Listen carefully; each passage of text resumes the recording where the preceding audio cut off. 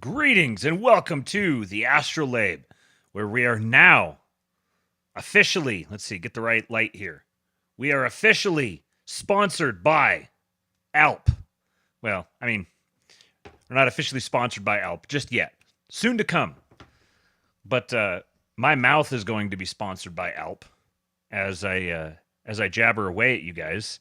It is good to be back in the cockpit where every man belongs. Every man deserves a cockpit, a place to sit, and direct proceedings. It's a very natural, masculine position to be in. Oh my goodness. Oh, this tropical fruit smells incredible. Just pulled it out of the package. These got delivered over the weekend, and I've held off. I've held off on them, waiting for you guys so I can experience it for the first time with you guys. I've got me a tropical fruit, Alp here, American lip pillow. Shout out to Tucker Carlson, our guy, undeniably our guy. Tucker, come on, man. You got to stop producing them. I see, where is it? Is it production? Assembled, designed in the USA, assembled in India. Tucker, I love you, man. But come on. I understand. You know, the global supply chains, everything's all screwy, and you know you're gonna get out. You're gonna get out, but the time you got to change as soon as possible. However, we love Tucker Carlson, and so we are glad to be supporters of ALP, and I get to open it up and experience it for the first time live on air. And I got to tell you, man, as soon as I opened that package up, holy crap. I wonder if any of these other ones smell. All I can smell is the tropical fruit. It smells like watermelon flavored Big League Chew. That's what it smells like, and that brings back so many memories. So much time spent playing baseball as a kid, chewing watermelon flavored Big League Chew. I can't smell the chilled mint at all. Let's see about wintergreen. No, literally all I can smell, probably not even worth, what's the other one? Refreshing chill. Yeah, all I can smell is just the tropical fruit. So let's pop one of these bad boys in and see what it's all about. Oh, nice and moist. They're a little bit narrower than, I've been doing the Rogues for a while. Let's get a 1-to-1 comparison with the Rogue for a size. So they're significantly narrower. Let's see if I can get this on. So this is the Rogue here. This is the Alp. So definitely smaller and narrower. Let me get them about the same distance from the camera. Yeah, definitely smaller and narrower. However, I don't typically like to finger my lip pillows before I put them in, but I'll make an exception. Definitely moister on the Alp side. Let's see what it's like in here. Very comfortable. The Rogues are definitely a bit of a chore to keep in there. I was never a chew guy, but I've tried it a couple times and had bad experiences, and it's hard enough for me to not mess around with the lip pillow while it's in there. The chew, I just keep wanting to get in there, and that just doesn't work out well. Yeah, so I guess if you're someone who used to chew, then I'll bet you the Rogues would be pretty natural. But this, it's a good one. Got a nice little tang to it. The taste is very good. This is the new winner. Like, no question. I'll have to find out. There have been like ons. I've got a couple of ons here that basically just backups now because I got them and I had. The taste of whatever was fine. I didn't think I really had any issues with the taste, but they made my gums peel. And I was like, well, that can't be good. So the ons I had to push aside. Rogue is what I've really landed on, and today is Alp Day. No question going forward. It's going to be. I got to try the other. I got the pack with all four of them, so I got to try the other flavors. We'll see, but it's going to be really, really hard to top these tropical fruits. The coffee zins are pretty good. Definitely the most. Some of the flavors are like the tobacco flavor one. I got a tobacco Rogue. It's not great. It just kind of, it sort of tastes like I put a piece of burlap in my lip or something, and I'm just sucking on it. So I mean, it's fine. You get the nicotine experience. It's got a little bit of a tingle to it, but it's just kind of odd. The mint ones, I got like taste fatigue on them kind of quickly. But the coffee one is pretty good, and then I've been doing the mango rogues for quite a while. Anyways, there's your 6 and almost 7 minutes of pillow talk to start off. Let's Jonathan says Alp has a new flavor called Sweet Nectar or something similar. Interesting. Already producing the new flavors. Tucker, come on. Let's put this innovative focus on building up a non-India reliant supply chain, and then we can start talking about different flavors and, I don't know, expanded merch or whatever. I did notice that for, I guess, fair warning, the packaging is definitely flimsier. It's not flimsy, but it's definitely weaker and softer than like the Rogues are just straight up like a tin. They've got like the metallic lid, and they're a lot more hard plastic, and then the Zins are pretty hard too. This one here is definitely a lot softer, and I'd heard that critique of it. And I suppose if I was going to have branded tins that I was going to sell, then I would probably skimp on the packaging a little bit as well. Because I could absolutely see just buying a tin, and you buy the packaging, you dump it into the tin, and you carry the tin around with you. That's I expect I'm going to go that route before long. But yeah, so I guess if you carry one around in your pocket and you're working construction or something, I could see the Alps getting kind of obliterated depending on how fast you go through it. But anyways, all right, let's get this started. Here's a submission for the kids are going to be all right category. Garage bands. We've got the Zoomers creating garage bands now. Let's see if they're any good. I hope they play feet. Dude, this is our garage.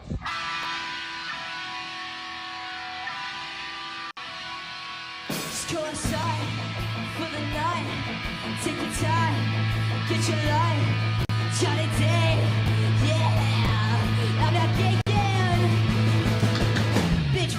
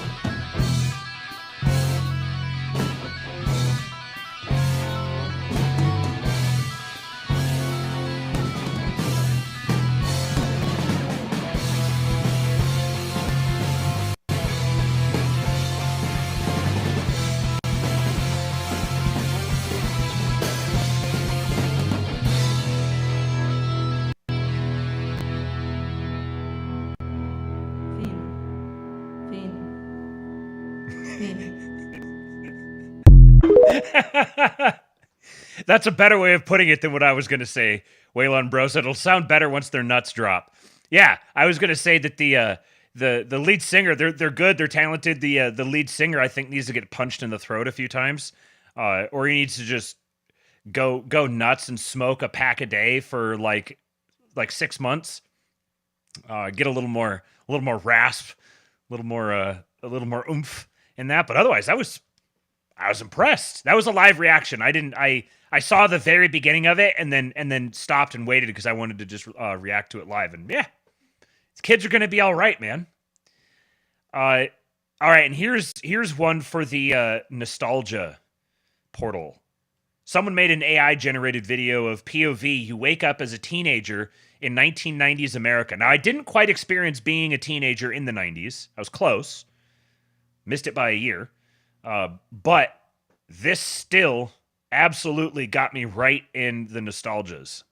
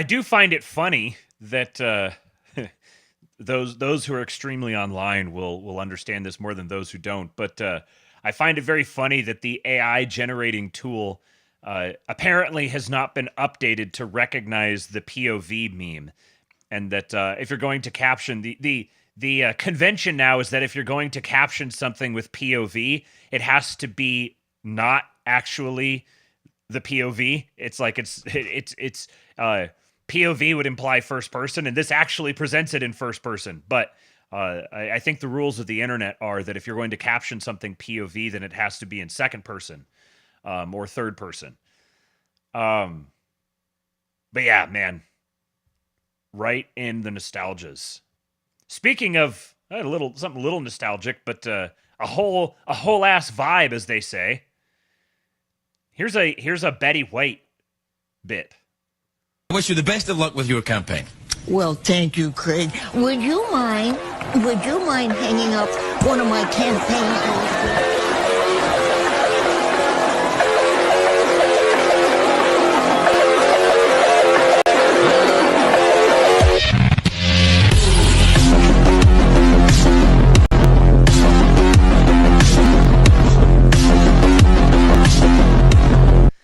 I think that might be the song. It's such a great shot of Betty White with the laser eyes. It's so good. That might have been the song, I just realized, to the very first schizo edit that I ever saw.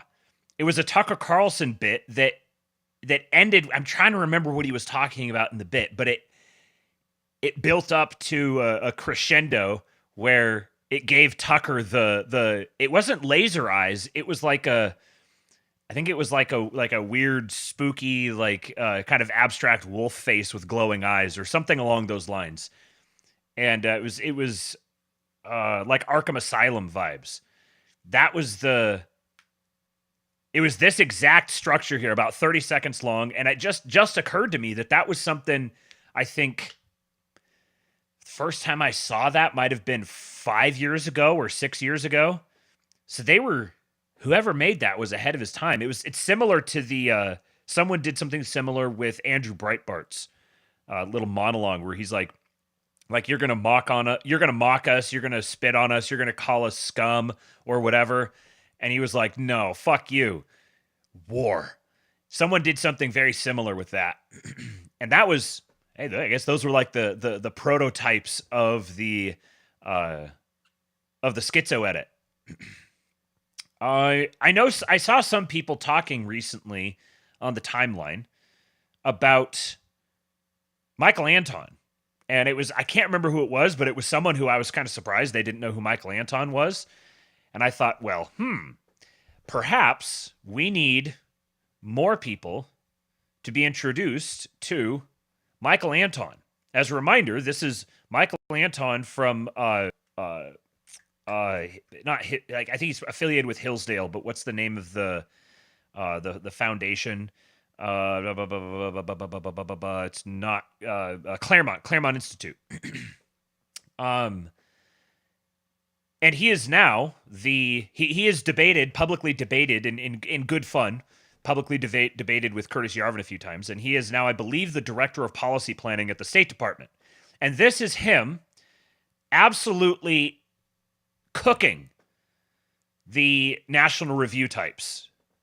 Now I'll name names, right? If you're at National Review or AEI or the Heritage Foundation, your job is to pretend to oppose, but to really support. Your whole business model, well, your business model as staff and management collapses if you don't do that. It's an open question why the donors donate to these places. I actually believe they're deceiving their donors for the most part. That is, I'd like to believe most donors to Conservatism Inc. and our Heritage, whoever, they're writing checks. They think these guys are fighting bad leftists. You know, they're fighting socialists, communists, America haters, critical race theory. They're standing athwart yelling stop. They really think that. They don't think I'm writing this check so that Rich Lowry, Ramesh Ponnuru, Jonah Goldberg, and other fat, useless grifters can have six-figure jobs to do nothing but sell out my country and pretend that they're saving me. I don't think they think that, but just to be completely clear, that's what they're doing. Now I'll name unfathomably based. Fat, useless grifters selling out their country. Oh, and then leaning in on the mic.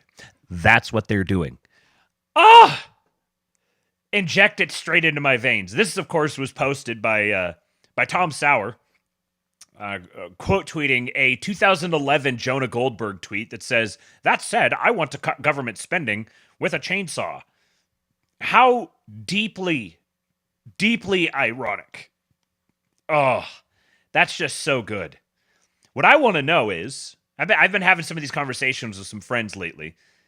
We've had these what seemed like organic, just kind of inevitable features of the political landscape that everyone just kind of took for granted as, well, that's just kind of like National Review. That's just the standard bearer. That's what a good conservative believes. And they're just like an organic feature of our political landscape that we walk on by and we see, yep, there's the National Review. And it turns out that these are just the whole USAID thing. This is all just completely astroturfed.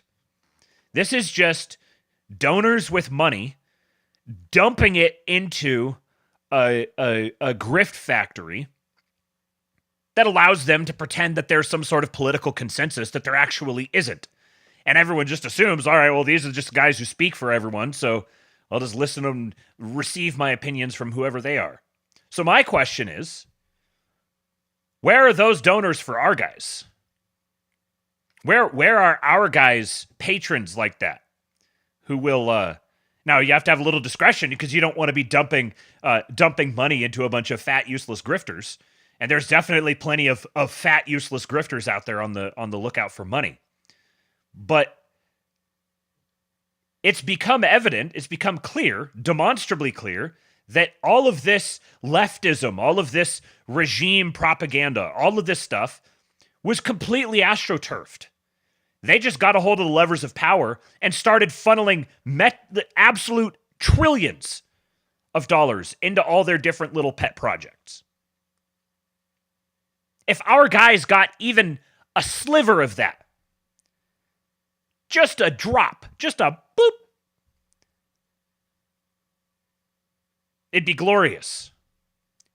Look what we've done just from posting. You could just do things. You could just post. And the vice president will listen to you. So how do we take this to the next level? That's what I want to know. All the people out there who were stroking checks to National Review, either have they learned their lesson and they're ready to stroke checks to people who deserve it, leave the fat, useless grifters behind, or where's the next generation? Where's the Gen X? Those are all the boomers. Where's all the Gen X donors who set up a foundation and funnel money into it to promote their contrarian political views? If you're out there, hit me up, because I will gladly get my Jonah Goldberg on, but actually not be a fat, useless grifter about it. I've put in time in the trenches. I've been hardened by the time in the trenches. I've got a whole network of dudes who are grizzled veterans of the meme wars. You can't even fathom the types of propaganda campaigns that we could put together. We will own the airwaves. Just invest in us. This right here, before we play that one, let's play this one. Kind of gave away the game a little bit. But this here is Brendan Carr, the new FCC chairman. When I think FCC chairman, I think like goofy egghead with bushy eyebrows and salt and pepper, kind of messy looking hair and crinkled up tie. Like, that's what I think when I think FCC chairman. This is the current FCC chairman. We're in Spanish Fort today with Hassani and his crew. They're refitting this 1,800-foot tower with an entirely new lighting system. I've had the chance to climb with crews a lot in my time on the commission. This is my first time climbing as chairman. So we're finally going to answer the age-old question of how many chairs does it take to change a light bulb. Hopefully no more than one, but I think we're going to get the job done. Hassani, maybe talk a little bit about what you've been doing here this last couple weeks. We're here to install we're taking off the old lighting system and putting up a new lighting system on this 1,800-foot tower. And it is an honor to have Chairman Carr here with us and willing to go up on tower, and that shows his bravery and his willingness to help us in the broadcast industry. Happy to have you here. Thanks so much. Hassani's long served the country. He's a combat vet in the Army. He's now been doing this for a number of years. You know, most people, when they turn their smartphone on or turn their TV on, they think it just works maybe on Magic or Pixie Dust, but it's the hard work of Hassani and tower crews like him that get it done. We're looking forward to getting up there today. Look forward to it, man. Sounds fun. Thanks.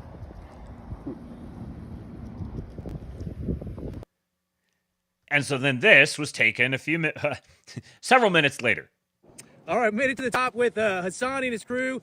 They're swapping out the lighting system up here. Wonderful day with them. America's tower crews get the toughest jobs done. Super grateful for their work.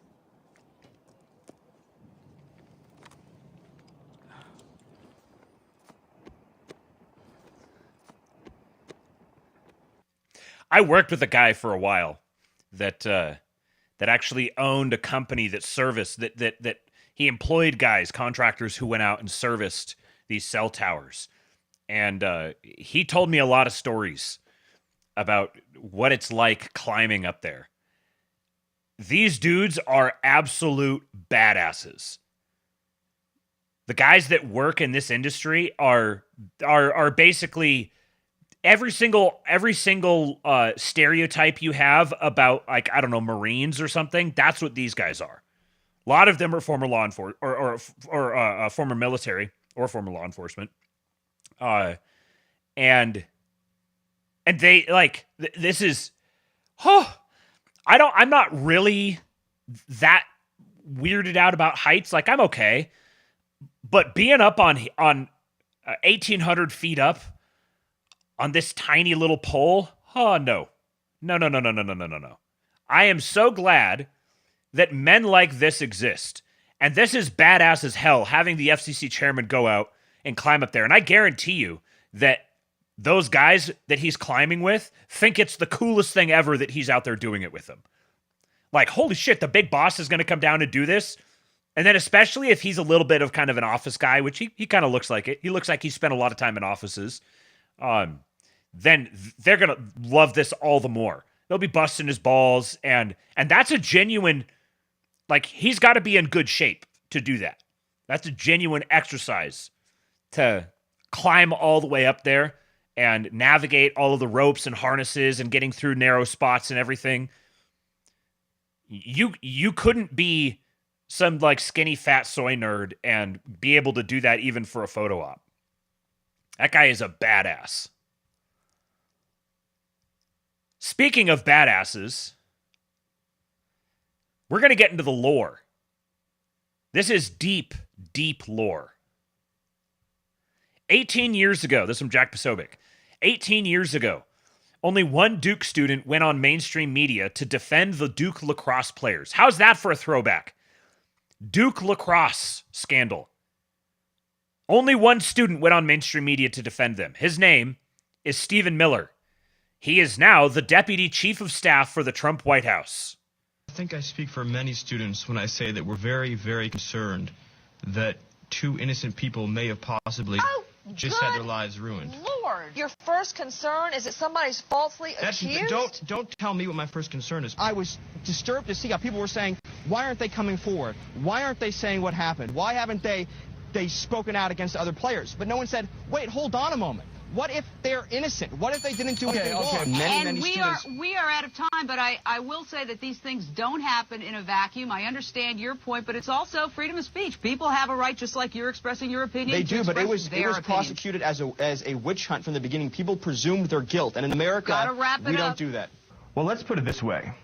The only person in this whole case that has any real significant evidence of wrongdoing against them is one district attorney by the name of Mike Nifong. Well, that's the truly depressing thing about this, is you could have had a situation where they might have said, all right, look, we rushed to judgment, we thought something happened, it looks like absolutely nothing happened now, we made a mistake, we shouldn't have done it. But instead, they're standing by their original statement, which speaks to the fact that for them, this was never about what happened to this particular woman according to her testimony, nor was it ever about these players. It was always for them about their political agenda. And I'll say this, the one person, again, who without question has behaved in an unethical, immoral, and sinister fashion is District Attorney Mike Nifong. He's pursued a case not because of the evidence. Okay, there you go. You guys got 90 seconds of it. Vidal said he's looked like a System of a Down singer. Our guy, our Giga Jew, based from the beginning. Taylor Brown said that he's an honorary Aryan. That's right, he is. And Stephen Miller responded to it and said, "Thank you, Patriot. Patriot!" He's our guy. And of course, if we're going to talk Stephen Miller, then there's no way I couldn't include the video about the new self-deportation trend on TikTok. Hi, my name is Q. I'm making this video to share my experience as I am beginning self-deportation.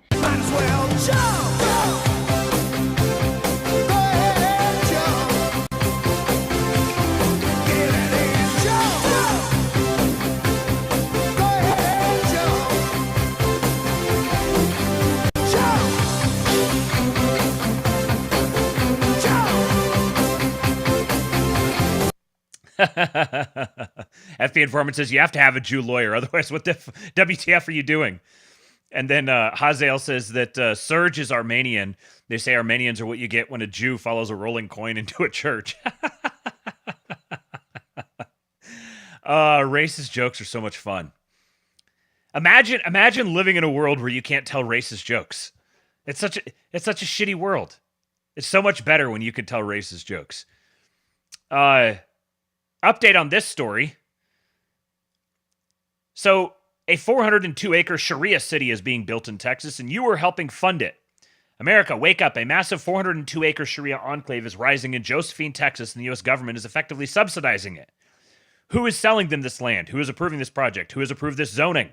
Radical Imam Yasir Qadhi and his cohorts are building Epic City, a walled-off Islamic community built around Sharia, not American values. Every home buyer contributes to funding the mosque and Islamic school. Because of this setup, buyers get a tax deduction, meaning the government is indirectly helping to fund its construction. This isn't just housing, it's a religious political expansion, and you are aiding this project. Look at this project that they're putting together. Now, this sort of structure is actually incredibly based, and I think there's a lot we can learn from that. This is just a Christian country. Today, we take the next bold step. We are proud to announce the successful purchase of land for Epic City. 402 acres of beautiful scenery. Welcome to the future of living. Welcome to Epic City.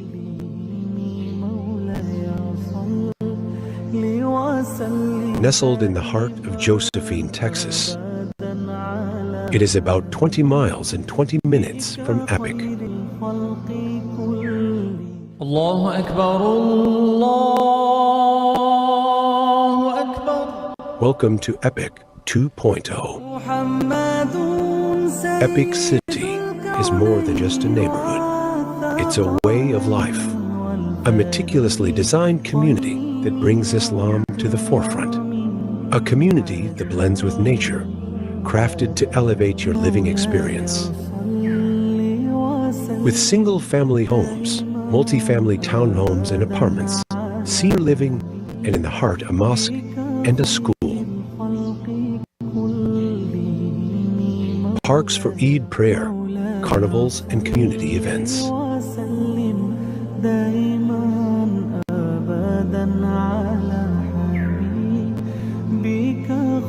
Multiple fields for sports including soccer, cricket, tennis, and volleyball. Epic City, a housing community where we celebrate diversity and promote unity. Our community is designed to foster a sense of belonging and inclusivity for all residents, regardless of their background. We believe that everyone deserves a safe and comfortable place to call home, and we are committed to creating a welcoming environment where all residents can live together in harmony. The future is in our hands. Together we've achieved so much, and together we build Epic City, the city of tomorrow, starting today. Assalamu alaikum wa rahmatullahi wa barakatuh. Epic community, Mubarak on Epic 2.0. MashaAllah, you've come a long way from that first Epic, but it's not just the structure that's epic, but alhamdulillah, I mean everything that this masjid does. May Allah subhanahu wa ta'ala continue to put barakah in all that you do, and may Allah azza wa jal make what lies ahead even greater than that which has passed. My dear brothers and sisters, if this achievement reminds me of one name of Allah azza wa jal, it reminds me of Al-Kareem. It reminds me how great and generous is Allah azza wa jal. Wallahi, He gave us more than we deserve. May Allah subhanahu wa ta'ala put barakah in this project, and may Allah subhanahu wa ta'ala make it the beginning of many other great projects. Congratulations. Epic is already an amazing, incredible community, but can you imagine that being exponentially larger, exponentially more beneficial to the believers? Of many other great projects. Congratulations. Epic is already an amazing, incredible community, but can you imagine that being exponentially larger, exponentially more beneficial to the believers, exponentially a greater sign that our community has arrived? This is an epic development, and with its completion, inshallah, through the help of all of the brothers and sisters and our prayers, it will be the epicenter of Islam in America. Mubarak Epic City. Oh man, the setup for that was so good. It's reality is better than fiction, man. I'm not gonna lie, like I want a Christian version of this. I want an explicitly, openly Christian version of this. But how do we get this? Is so for those who don't know, I looked up. I don't know where Josephine, Texas was. It's on the northeast side of Dallas.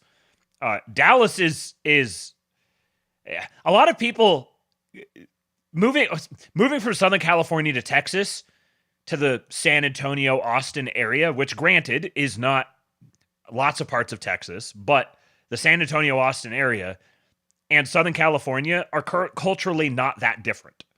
Especially if you're just a little bit out of LA. Out east of LA, it's almost identical. Cost of living was not that different. I think it's gone up a lot more in California than it has here, but it's still not that different. And Dallas is basically California. Yeah, Dallas is in rough shape, but today, Greg Abbott, the absolute master of, let's say, saving himself problems to solve later at an opportune time politically. He says, to be clear, Sharia law is not allowed in Texas, nor are Sharia cities, nor are no-go zones, which this project seems to imply. Bottom line, the project, as proposed in the video, is not allowed in Texas. So, Greg, how did this project get underway? How have they gotten to this point if this is not allowed? Tell me. Well, this is the Greg Abbott special. And see, I think once you realize what Greg Abbott is, then he's easier to understand and he's less threatening or less politically problematic. He is a political weather vane. That is his utility. He is a mercenary. And so he is going to align with wherever the winds are blowing. And he's going to do that. He's going to fully go along with that. So like the border skirmish last year, the standoff with the federal government, he handled that great. Held the line. Everything was great. But then you get something like this, and it's like, Greg, why is this happening? Why has this even gotten to the point where you can now, when it's a very politically opportune moment, you can speak out against it? What I'll say to that is, there might be a measure of I don't know if I'd say brilliance. I was going to say brilliance, but a measure of prudence in going about it this way. Had he decided to crack down on this several months ago, when it was a lot more politically controversial, then it may have cost him too much political capital to actually go like see that through. But by waiting for it to get to this point, now he can actually crack down on it and effectively crack down on it. Because he's now going to definitely have federal government backing for something like this. And of course, the trade-off here is the sort of cracking down on this kind of thing that we can get right now is cracking down on it in the name of the Civil Rights Act. Which means an equivalent Christian settlement is not allowed. If you can't have the Muslim one, you can't have the Christian one. Now, obviously, this is bullshit. But you also have to recognize the political realities of the time that you live in. The time to fight for the exclusively rigidly Christian community like this is later. It's just a fact of reality. But if you don't crack down on it now, it's much less likely that you're going to get that opportunity later on. This is just basic power politics. So I don't think that there's anything. I think Greg Abbott is a consummate politician. And the most useful thing, and politicians are useful, they're valuable to have. You just have to be able to buy them. And there's still going to continue being, even if we get like full-blown based government, if we were to get that, you're still going to have politicians who are very good at being politicians. They can still be useful. You just don't necessarily want them in like the chief executive position necessarily. You want them to be constrained by other dynamics. But I think Marco Rubio is a similar case. Very, very good politician. And he sniffs out where power is shifting, knows how to bolt himself on to something else for the sake of his own political preservation and advancement, which allows him to move on and do bigger and better things. There's statesmanship is something that has been kind of watered down, but it is a legitimate skill set. And there's a lot of crossover with being an effective politician and being a good statesman. And sometimes being an effective politician means not fighting certain fights because it's not politically prudent to do it now, which can be like tacit approval of them, but such is the calling of a statesman, which is why you need high-quality men, because they're going to have to take those sorts of stains on their soul, and they need to be able to live with that.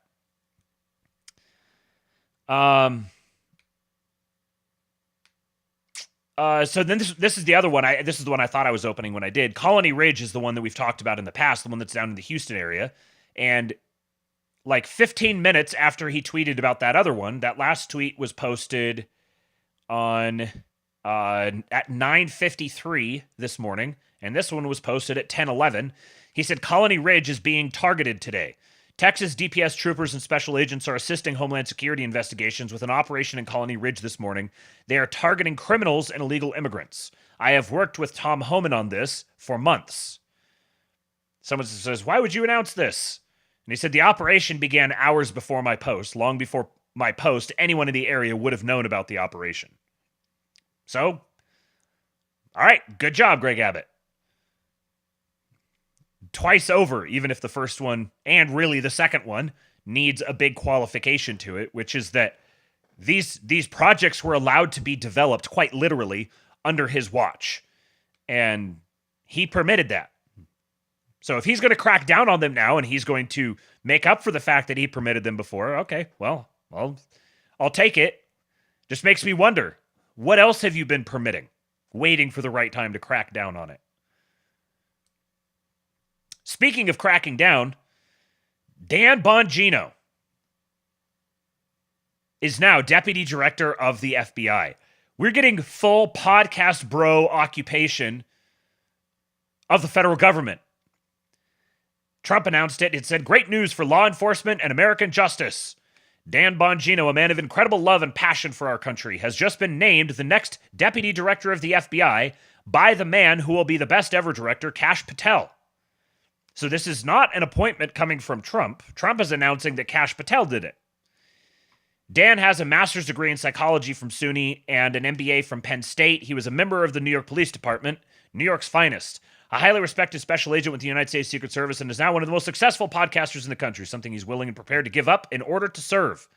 Working with our great new United States Attorney General Pam Bondi and Director Patel, fairness, justice, law, and order will be brought back to America and quickly. Congratulations, Dan. Now, I've never been a Dan Bongino show listener. He very much falls in the category of, I don't know, slop conservatism, kind of, to me. However, I don't need the guy to be some brilliant expositor of right-wing thought or something like that to be an effective operator at the FBI, and he definitely has an axe to grind. Not only does he have an axe to grind, they know full well by appointing someone like this that this is just spitting in the eye of every one of their political enemies. Not a single one of their political enemies wants to see Dan Bongino as the deputy director of the FBI. So regardless of what you think about him, that's what they think about him. They don't want him there. So I want him there. This was his last broadcast. Particularly good mood today. If you only knew. You ever hear that House on Fire song? It's one of his old songs. This guy's on fire, just like the Bailey song. House on fire. He is on fire, Schiff. Well, 100% success rate of failing. Why is Adam Schiff so worried? Folks, I strongly encourage you to go back and take another look today at the Russia collusion hoax. I know it's a story that's old and a lot of people want to move on. I'm going to be straight with you. I don't want to move on. We had the FBI in conjunction with the Department of Justice, officials in Congress, foreign governments, and intel people fabricate a story, invent a story that could have caused and done serious long-term harm to international relations with a nuclear-powered foe. It's kind of a big freaking deal. I'm not letting it go.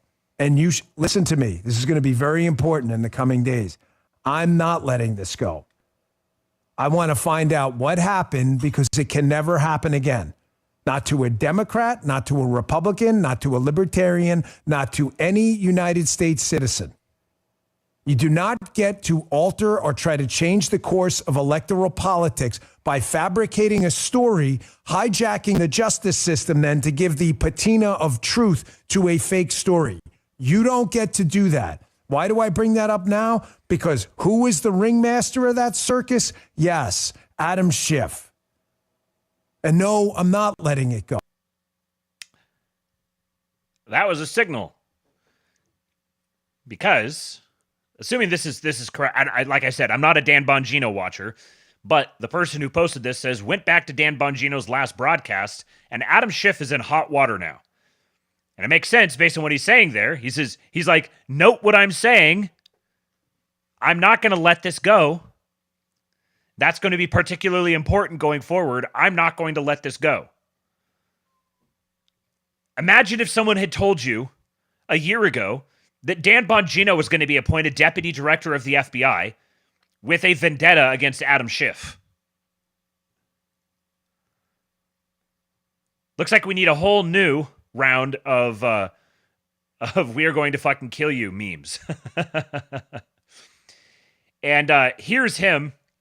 Benny Johnson posted this. This is him. He opened his show with a heartfelt message following his appointment as deputy director of the FBI. All right. How do you start today's show? No, I howl. Jasmine's sitting there kind of laughing. Like, what do you say? Hey, guys, Monday morning. Well, let me give you a weekend update. Quite the weekend update. Kind of probably the most interesting weekend update ever. And the interesting thing about this weekend update is producer Jim, at least on the radio show, is not going to have to run the let's take a brief interlude into Dan's personal life because my personal life is no longer personal. Folks, I'm sure by now you've heard the news. Wait, let me just, do I have it? Oh, no, I already took it. Sorry. Someone gave me the man card, gave me like an actual man card one day. Like it's a little, looks like a credit card, kind of a joke, obviously. So let me just turn that in right now because this may be a little bit emotional, and let me apologize in advance. I was home last night, and I'm sitting there. I was watching a show. I didn't even know what I was watching. Food That Built America or something like that. And I was falling asleep because it had been a really long day. Now you know why. And some of you kind of understand why the show had a different tone over the last couple of weeks.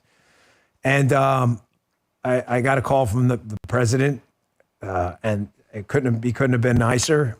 And I obviously keep the contents of it between us, but I think you get the gist about what it was about. And kind of broke down a bit because it was, this is now real.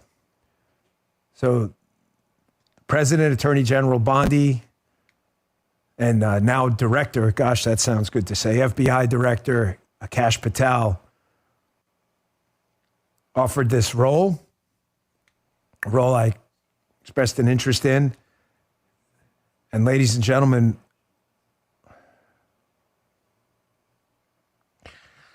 I told you, you see, it's hard for me. I'm going to accept the role proudly as the Deputy Director, the number 2 spot at the Federal Bureau of Investigation. Folks, it's a lot to walk away from. I will tell you everything what happened within reason, and then I got a show to do, and I'm going to tell you what's going to happen with the show. So it's going to be a pretty wild ride today. Man, do we have a lot to talk about. I'm going to play for you in the beginning, too, a speech I gave that someone sent to me from 11 years ago. And you'll see why I decided to make this decision. So a lot to do today. Thank you so much for kind of a big audience here right away out of the chute. So thank you very much. I love you guys. And Bongino Army out there, I hope you understand. I got a couple of negative comments. You know, Dan, you should have let us know. I hope you understand about this. This is not you do not ever get ahead of the President of the United States, the Attorney General, and the Director of the FBI. You don't do that. Not when you take positions like that. It's not the right thing to do. So now you understand. I promise to you guys that when I get the call, when I get the appointment to the administration and I have to stop doing the show, I will not cry on air announcing it to you guys. In fact, I'll probably just one day, all of a sudden, the show won't happen, and then the next day, the show won't happen, and then the next day, the show won't happen, and people will be like, "Hey, man, what happened to Matt?" And through the grapevine, eventually, you guys will find out. Rob P says he's patriotic. I appreciate that. Yeah, I do too. Like it's a pretty big career change. That's pretty significant. As a fellow a streamer, he and I are in the same industry, right? I can understand the like build up to you're doing it, and you've built up this whole brand and everything, and then you're just going to be shelving it and going to the government. That'd be pretty dramatic. $5 super chat from Duffhead.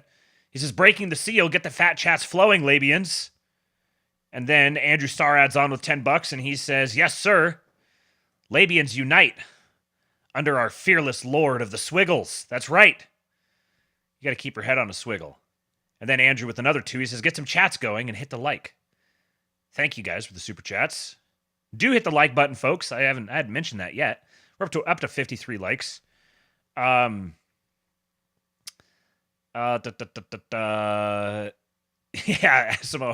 Adam Schiff, we're going to fucking kill you.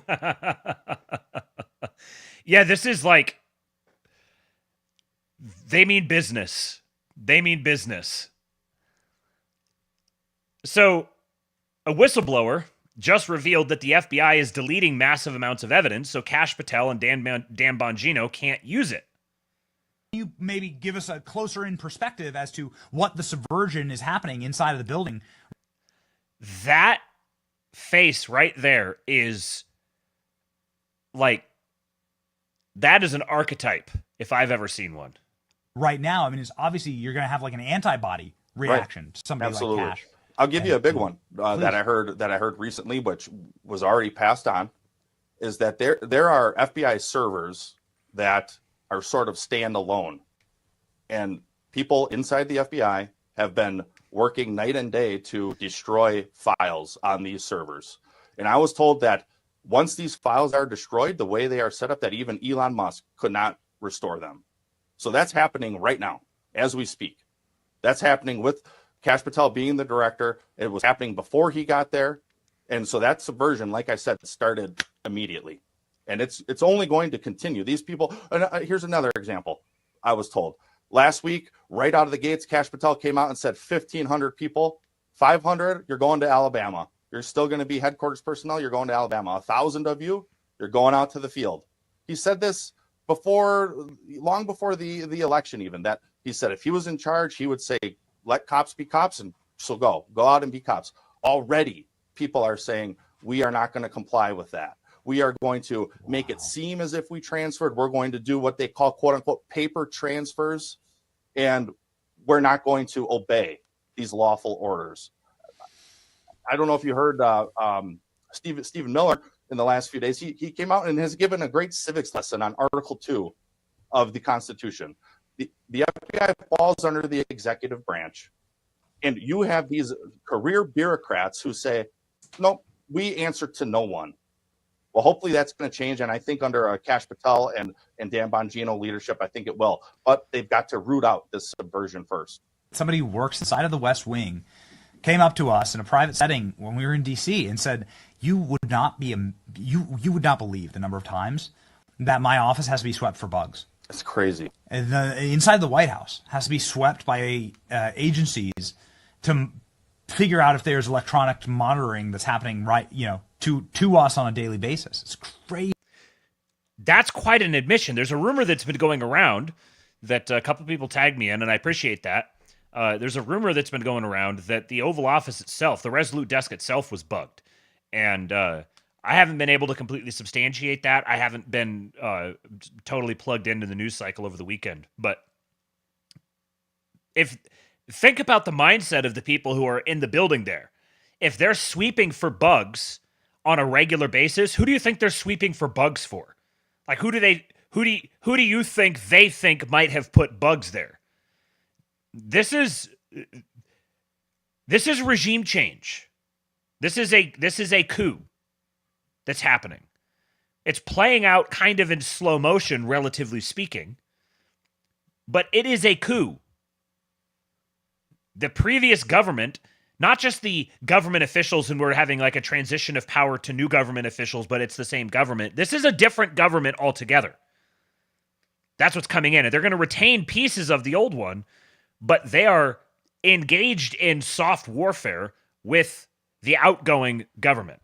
And they're working toward purging the outgoing government.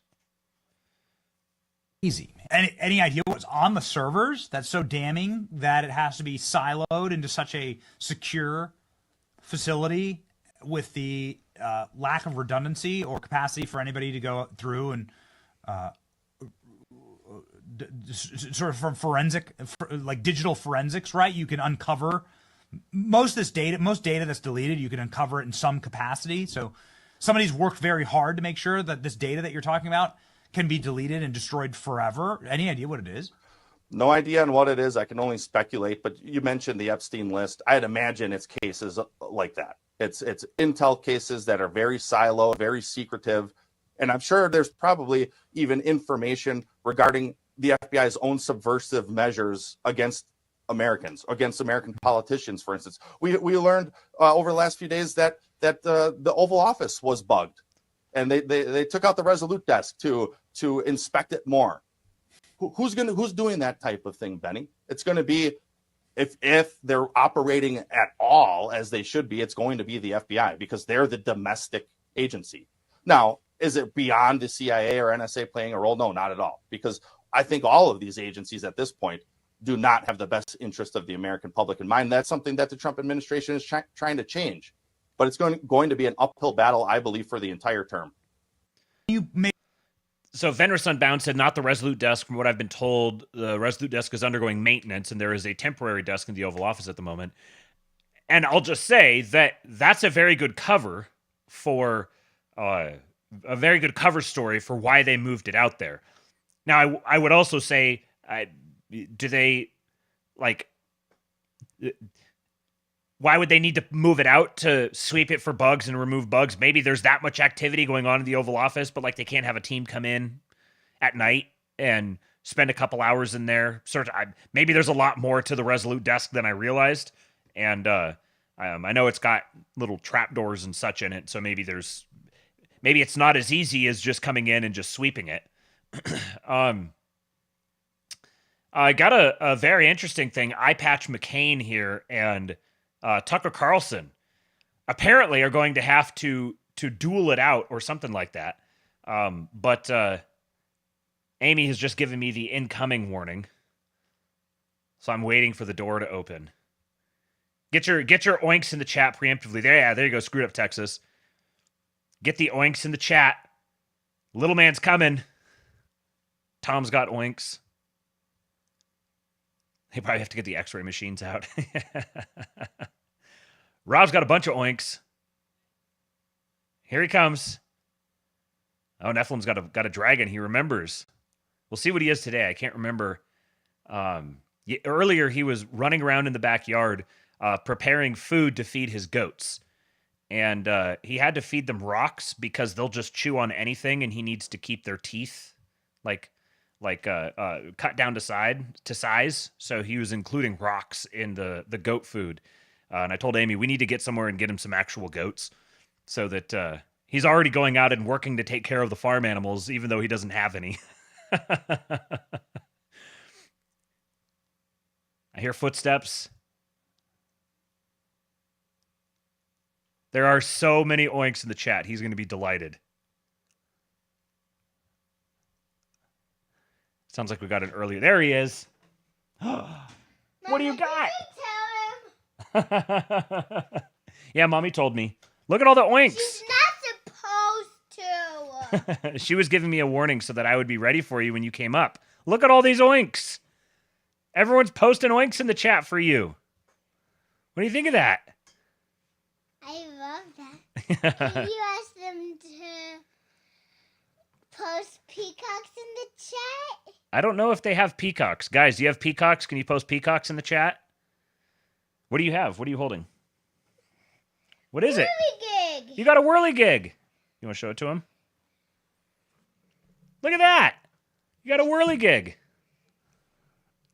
Is that fun? Are you going to bring it inside? You're not going to leave it out in the front yard? Nope. No? Are you going to put it out there tomorrow? Yes. Oh, okay. You look pretty tired, dude. There you go. There's some peacocks. See all the green ones? Are the feathers open? Yeah, their feathers are open.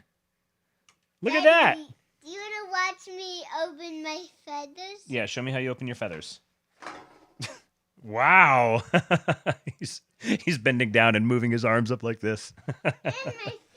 And your feet? Oh, yeah, you got your feet spread out, too. All right. You getting ready to go to bed? Love you, mister. Do you see my long tail? I do see your long tail. It's got so many bright feathers on it. Yeah. All right. I love you, big guy. Can you close the door? Close the door behind you. Thank you, mister. Can you actually close it, please? Watch your whirligig. Thank you, dude. Oh, such a funny little boy. Okay, so Eye Patch McCain here is issuing death threats against Tucker Carlson. Now, I heard before I went live, I heard that this video apparently has been deleted, but it will still play because I had the tab open. You'll have to listen closely because he's getting picked up on the other guy's mic. But this is what he said. Thank you. Have you ever met Tucker? We've talked a lot. If I ever meet him, I'll probably tell him. He's the worst person. He said, "We've talked a lot on Twitter, but if I ever meet him, I'll fucking kill him." No, I'm not joking. He's the worst person you'll ever meet. That's what he said. And, which is quite the thing to say for an elected official. And Elon said, "Why is Crenshaw homicidal regarding Tucker?" And Tucker says, "Why don't you come sit for an interview and we'll see how you do? I'll send you my address, Dan Crenshaw." So if you ever see me, the guy who regularly flies people out to his property, to his barn, to sit at his kitchen table and do interviews, you just said if you ever meet him, you're going to fucking kill him. All right, well, he just invited you to his house. What are you going to do now? That to me seems like the sort of thing that a guy who's under a tremendous amount of stress would mess up and say in front of a camera with microphones nearby. Oh, the mics are off. What? You're a congressman saying about one of the most popular media figures in the world, "If I ever meet him, I'll fucking kill him." No, I'm not joking. It sounds like Kash Patel and Dan Bongino have an investigation they need to do. The Slusher says he has a blind spot. Tucker, stay to his left. What was I think Pete replied, let's see, was it to this one here? Yeah. Pete said poke one eye and he's done. And I just imagined Archer going boop. He just boop. Oh, man. These people are completely losing their minds. They're breaking from reality. So our favorite U.S. attorney, Eagle Ed Martin, has put out the bat signal. He says, "Want to come and fight for we the people? Let's go. Sign up here." And Shipwrecked Crew says, "If you're a young conservative attorney, do not let this opportunity pass. It does not come along every day. Take advantage of the fact that liberal prosecutors have decided to depart rather than accept new priorities in how the office pursues its work. I joined the USAO and the EDCA in 1992 in the civil division, expecting to stay only 5 years. My only goal at that point was to gain some trial experience in federal court that I could then take back to private practice and make a bunch of money. 21 years later, I left. I'd do it all over again if I was in my late 20s or early 30s. The work is as good as you will see anywhere. The resources available are as good as you can get. You have one client, and that client has the biggest checkbook in the world. It is the best job, bar none, for an attorney under 35. You don't have to make it a career. But you will be marching into federal court and appearing in front of federal judges pretty much from day one. There are no training wheels. This is the opportunity. I know we've got our guys out there. I know of some specifically who have been slaving away in some sort of private practice, feeling super dejected about the state of everything. And right now, a bunch of shitlib prosecutors are self-deporting from the U.S. attorneys, which means, and they're explicitly looking to hire new ones.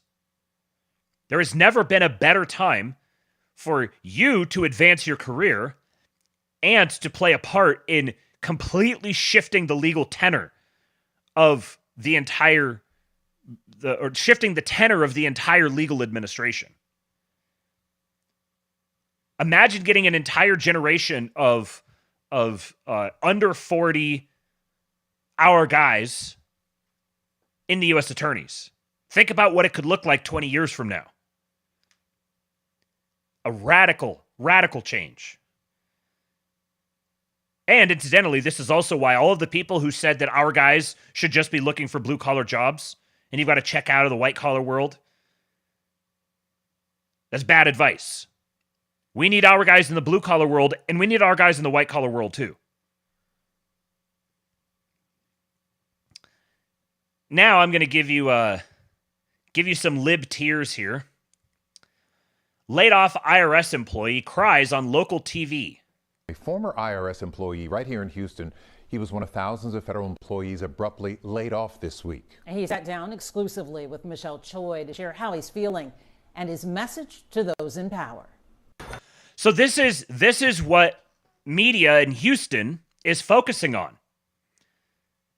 The background story to all of this is the administration talking very seriously about abolishing the fucking income tax and getting rid of the IRS altogether. And this is what local news in Houston is concerned about, is let's find an IRS employee and tell a sob story for him. And, as you watch this, he seems like a decent guy. He seems nice enough. He's perfectly fine dude. But because he's sad, because he's crying, I'm not... What, it's supposed to be like, this guy's sad, so you need to be income taxed to death. I don't give a shit if he's sad. He sounds like a perfectly nice guy who's very capable and would be a great employee. Lots of opportunities are going to open up in the private sector. He's got many opportunities there. Unless you have these fucking parasites who just play on his emotions and amplify him. And who knows if he's... dude's probably a CIA agent or something. These people have to go. Nothing there. Nope. Nothing there. As he waits for an official termination letter to arrive at his front door, Jason Charles shared the toll the last 48 hours has taken on him. I can't believe this is happening, and it happened so fast. Like I said, I was just in training. Where were these little think pieces when people were being bankrupted by lockdowns?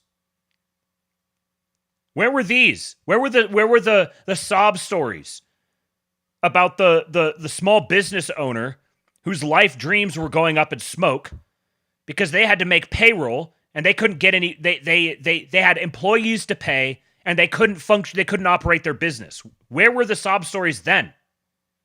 Yeah, I don't care about his sob story now. Sorry. You guys killed that. I was just in training. I waited 4 months to go to training just to be fired. He's one of 6,000 plus federal employees who work for the Internal Revenue Service fired this week as part of mass layoffs happening under the Trump administration. The majority of those workers, like Charles, were probationary workers employed for less than a year.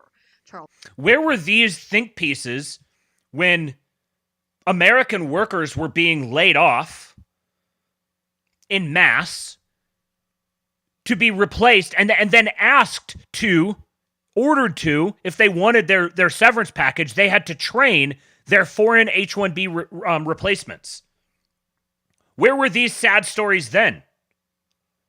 Charles told us more than 24 employees were laid off from his office here off Gessner. He says it took over a year to get his dream job as a tax-exempt officer dealing with nonprofit organizations and compliance. I wanted to serve the people. And despite recent news, he'd held out hope his job would be spared. How are you feeling? Numb, confused, sad, angry, lost. When did you get the official notice? Or was there an official notice? We never got official notice. I got word from managers that had to be in the office yesterday. And we waited there all day until maybe 1 o'clock. And then it was kind of like a firing range. They lined us up, took our equipment, and sent us home. His pride and passion taken away. Excited. I was so excited to learn the job. Come on, squeeze him out, buddy. I was telling my management I was going to be the best. They can count on me. Squeezing those eyes real hard. And it's not like I have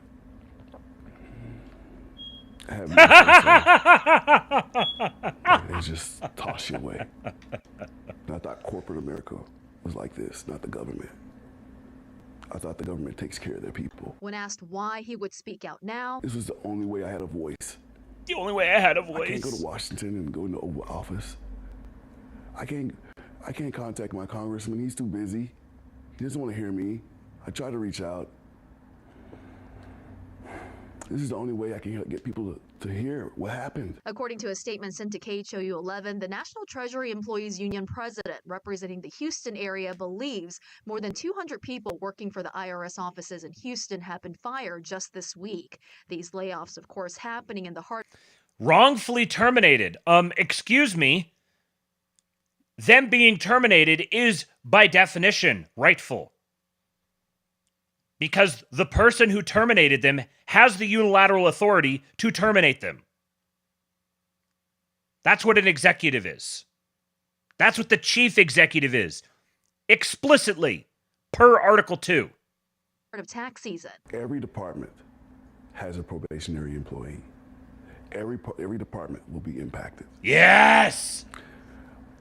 I don't know how severely, but the people will start seeing the impact soon.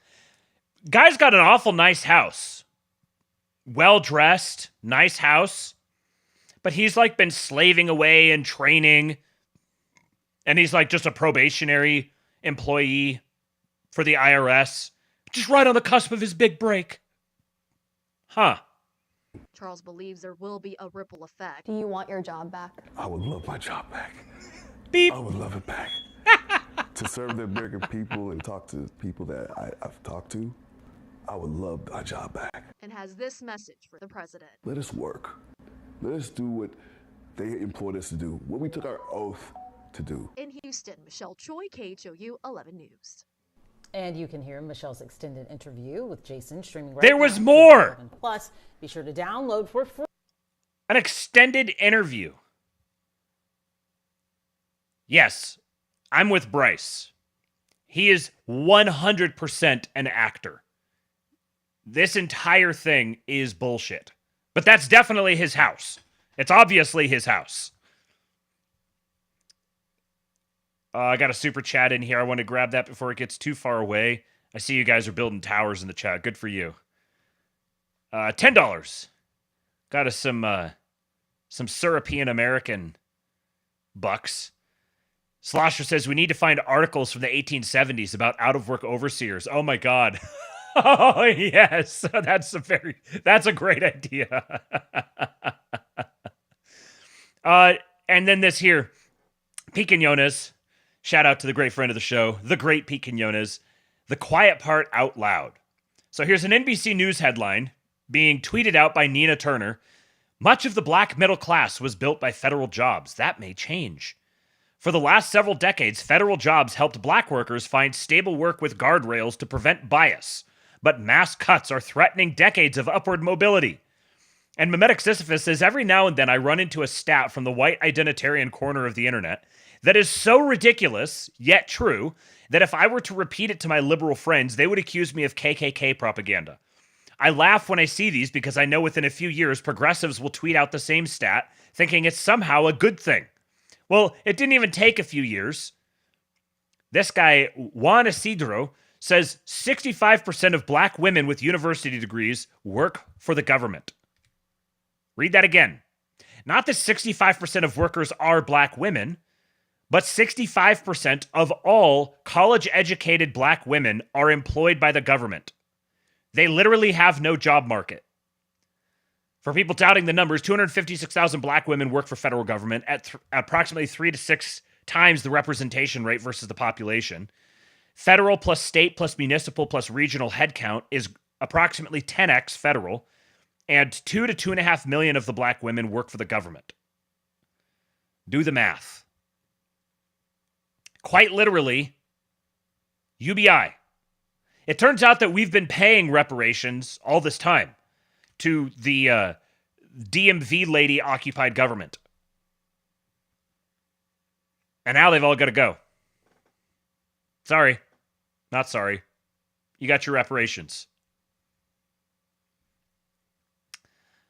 Apparently, half the funding... Now, I think this tweet was technically not correct, but close enough. Oren McIntyre says, why was half the funding for a US-based gay charity coming from foreign aid? Apparently it was actually UK-based, which is kind of odd because it's called Stonewall. This is from the Daily Mail. LGBTQ plus charity Stonewall to cut half of staff after Trump freezes foreign aid. Oren says, how can people pretend this was anything but a radical left slush fund operated at the expense of taxpayers? But it gets so much worse. So much worse. Also from Oren, the U.S. security state was operating a Troon chat room so employees could hook up and recruit. This from Chris Rufo. Now, if I recall correctly, is this not the... No, it was a different chick. It was something Buttons. The chick that he hired at the Manhattan Institute, the former OnlyFans chick, I don't think it was her. Now that I think about it, because it was something Christina Buttons or something that sounded vaguely like a porn name as it is. So Hannah Grossman and I have obtained logs from the NSA's secret transgender sex chat room, in which NSA, CIA, and DIA employees discuss genital castration, artificial vaginas, piss fetishes, sex polycules, and gangbangs, all on government time. Yeah, sorry, I should have given a content warning before reading that out. The NSA maintains a chat system for the intelligence community called IntelLink.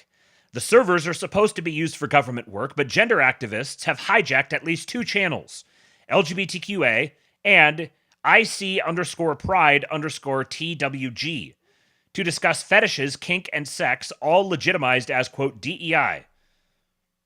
And it says here, according to our sources, the sex chats were legitimized as part of NSA's commitment to diversity, equity, and inclusion. Activists within the agency used LGBTQ+, quote, employee resource groups to turn their kinks and pathologies into official work duties. According to the current NSA employee, these groups, quote, spent all day recruiting activists and holding meetings with titles such as privilege, ally awareness, pride, and transgender community inclusion. And they did so with the full support of NSA leadership, which declared that DEI was, quote, not only mission critical, but mission imperative. One popular chat topic was male-to-female transgender surgery, which involves surgically removing the penis and turning it into an artificial vagina. These male intelligence agents love the feeling of penetration and of peeing with their pseudo-vaginas. There's a script here. I'm not going to read it to you. These trans employees discuss hair removal, estrogen treatments, and breast implants. Quote, getting my butthole zapped by a laser was shocking, said one trans-identifying DIA official. Medical science is going to give me tits one way or another, said a Navy Intel employee. Again, there are transcripts here that I'm not going to read to you. One NSA official claims to use its pronouns, most honest trans official, meaning that this person does not identify as a human, but rather feels like a sexless, genderless thing. Other Intel employees defend the use of itself pronouns, claiming that not using them amounts to trans erasure. Intel employees use the chat room to discuss ethical non-monogamy or polyamory. Many claim to be a part of sprawling sexual networks and have a rich slang vocabulary about their sex lives. Quote, some of our friends are practically polymers with all the connected compounds.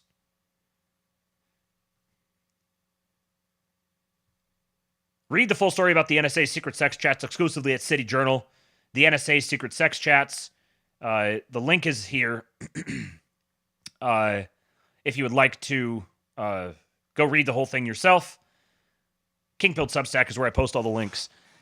These are the people who we were told formed the most formidable intelligence network of super special secret operators who were going to keep us down and plunder us and oppress us and put us in work camps. These were the people that we were supposed to be afraid of. This is the intelligence community.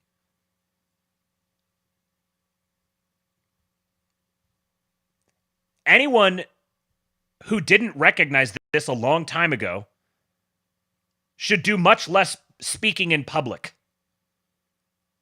That's a pretty catastrophic miscue. If you want to be a public opinion haver. New poll here from, let me double check which was this source was from Harvard Harris. So Libs of TikTok posted it out, and Elon signal boosted it, said, polls show that Doge is overwhelmingly popular and that government spending should be reduced by at least $1 trillion. And these numbers are quite interesting. So 2 and 3 voters say the federal government's debt is unsustainable, and over 4 and 5 say they should work to balance the budget. Pretty expected. An overwhelming majority of voters say the government should reduce government expenses over increasing taxes, and a full examination of expenditures is needed. And look at these numbers. This is 83% answered yes. To reduce the budget deficits, do you think we mostly need to reduce government expenditures or to increase taxes? 83% say reduce expenditures. Do you think that we are in need of a full examination of all government expenditures, or should we not get in the way of current contracts and expenditures? 77% say we need a full examination. 7 in 10 voters think government expenditures are filled with waste and agree with cutting $1 trillion in expenses. And that question was, do you support or oppose the goal of cutting $1 trillion of government expenditures? And 69% said that they support the goal of cutting $1 trillion. Most voters agreed with having a government agency dedicated to efficiency and that the Doge is helping to make major cuts. This one here is, of all of the ones we've seen so far, the closest to 50-50. And the question was, do you think the so-called Department of Government Efficiency led by Elon Musk is helping make major cuts in government expenditures or not? 60% said yes, 40% said no. There's a lot of people, there's a lot of bullshit being thrown around out there trying to distract and demoralize people, implying that people are getting dissatisfied with Republicans or maybe support for Doge is starting to wane, or people are getting tired of Trump and Elon. Meanwhile, every single poll that comes out, and like, this strengthens the argument here. Every single poll that comes out shows overwhelming support for Trump's numbers are at an all-time high. The Republican Party is polling decently. Doge is very popular. And this is from polls that have historically and consistently been very bad at truly capturing the Trump's actual support. So things like Doge and stuff and Elon are going to, by extension, have a lot of the same issues. So the official numbers are extremely positive and optimistic with respect to the administration, and you can bet dollars to donuts that those numbers are understating the actual support. And meanwhile, the Democrat Party is polling lower, I think, than it ever has in history. So this kind of happened more over the weekend. The email that Elon has demanded. Email was sent out from OPM to all government employees demanding a response. Every Monday morning, you have to send an email saying, here's the 5 things that I got done last week. Of course, all the government employees, because as we've learned, the vast majority of government employees are some of the dumbest, most useless societal leeches that the planet has ever seen. And so they're all screeching and crying about having to do this, which only hurts their case.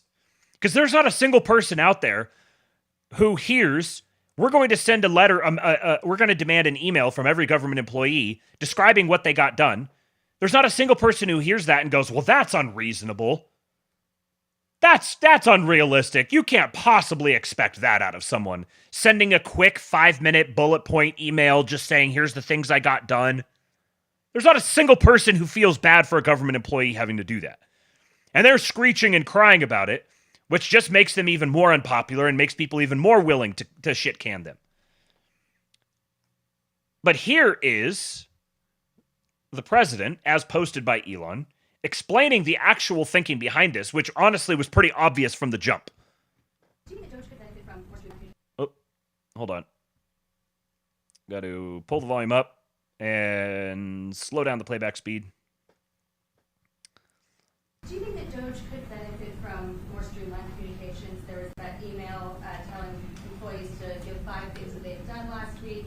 Agency has then told people to ignore it. You're talking about the last email that was sent? where he wanted to know what you did this week. You know why he wanted that, by the way? I thought it was great. Because we have people that don't show up to work and nobody even knows if they work for the government. So by asking the question, tell us what you did this week, what he's doing is saying, are you actually working? And then if you don't answer, like you're sort of semi-fired or you're fired, because a lot of people are not answering because they don't even exist. They're trying to find, that's how badly various parts of our government were run by, and especially by this last group. So what they're doing is they're trying to find out who's working for the government. Are we paying other people that aren't working? And, you know, where is all this? Where's the money gone? We have found hundreds of billions of dollars of fraud so far, and we've just started. We're actually going to Fort Knox to see if the gold is there, because maybe somebody stole the gold, tons of gold. So I think it was actually, there was a lot of genius in sending it. We're trying to find out if people are working. And so we're sending a letter to people, please tell us what you did last week. If people don't respond, it's very possible that there is no such person or they're not working. It's literally just a proof of life check. It's literally just, the test is, can you send an email? Or even, will you send an email? You don't have to put anything in the email. You just have to, super boilerplate, you know, made 10 phone calls, filled out this brief, like, it just, very basic. And literally all you have to do is just send the email. And it serves two purposes. Number one, if you don't send the email, well, then they're just going to fire you. Okay, so this means either you don't exist or you're a bad employee. You're not on board. You're obstructionist. You're whatever. So if you do exist, you're fired. If you don't exist, your like employee existence is going to be eliminated because obviously somebody is using you as a cutout. What it also does is it creates a great opportunity for the people who do reply and go above and beyond to demonstrate that they're qualified for a promotion. So it serves two purposes. And then I just saw this just before I went live. Matt Walsh said, fire any federal worker who didn't answer the email. Fire anyone who complained publicly about the email. Fire any who complained privately about the email. Fire any who did anything but cheerfully and promptly answer it. And Elon said, subject to the discretion of the president, they will be given another chance. Failure to respond a second time will result in termination.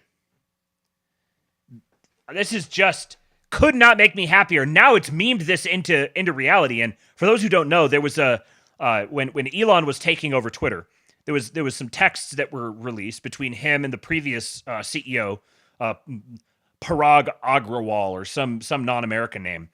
And he was like, it was some kind of simpering, whining text he sent Elon, who was like, we just need to, like, the employees need to catch on your vision and, like, just come meet with them and hopefully we can make this go easier. And Elon just replied to him, what did you get done this week? And it was shortly thereafter that he was kicked to the curb. And so now, to the government, and this has been happening, I've seen it multiple times from Elon and from other people, when one of these congressmen or women starts feeling froggy and they start posting sassy stuff about Elon at all, they just get replied with, what did you get done this week? I fully endorse this becoming a tool to bludgeon Congress people online. What did you get done this week?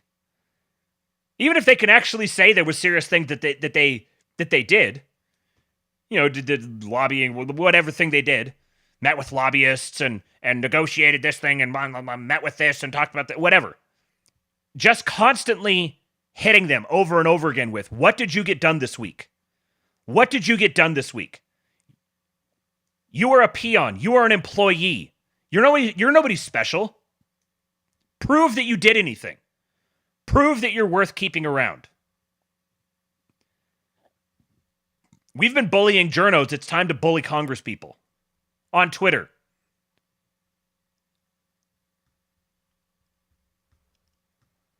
I'm going to save that for another time. Let's move to the next little segment here. So lots of geopolitical negotiations going on, and I'm not completely up to date on all this because I haven't been able to follow it super closely the last couple of days. But I'll share this first from Trump. He posted today. He said, "Today, President Emmanuel Macron of France joined me in the Oval Office to speak to the G7 summit. The meeting was convened by Governor Justin Trudeau of Canada, Governor Justin Trudeau, the current chair of G7, to acknowledge the 3rd anniversary of the Russia-Ukraine war, which would have never started if I was president." He always has to get that in there. It would have never started if I was president.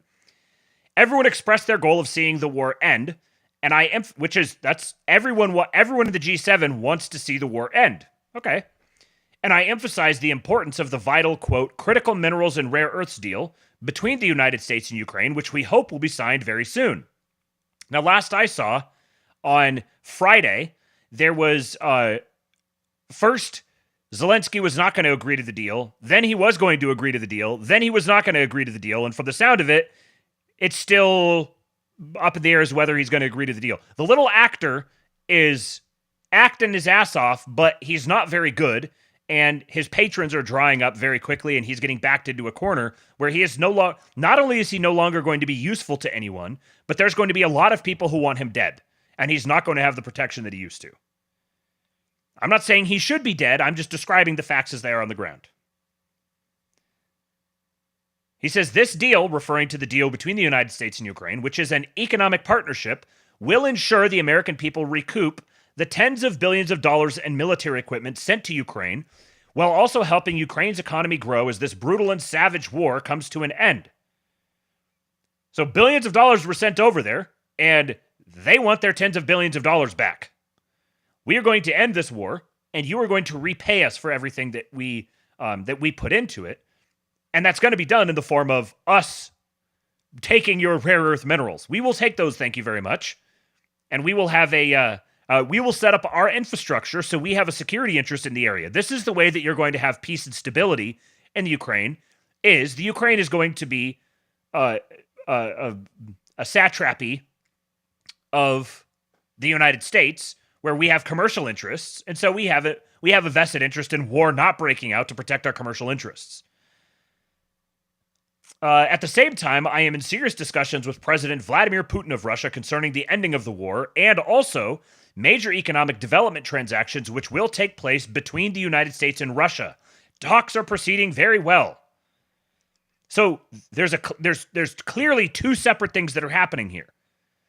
There's the negotiation between the United States and the Ukraine with respect to the terms upon which they're going to agree to the end of the conflict with Russia. And then, separate from that, there are economic negotiations happening between the United States and Russia. Major economic developments. Well, what sorts of major economic developments? Putin has said that Russia is ready to offer the United States cooperation in rare earth metals. Russian President Vladimir Putin said that Russia is ready to offer U.S. cooperation on rare earth metals, including in Donbass and Novorossiya. He also suggested thinking about launching a joint aluminum mining project in the Krasnoyarsk territory, where American companies can be invited.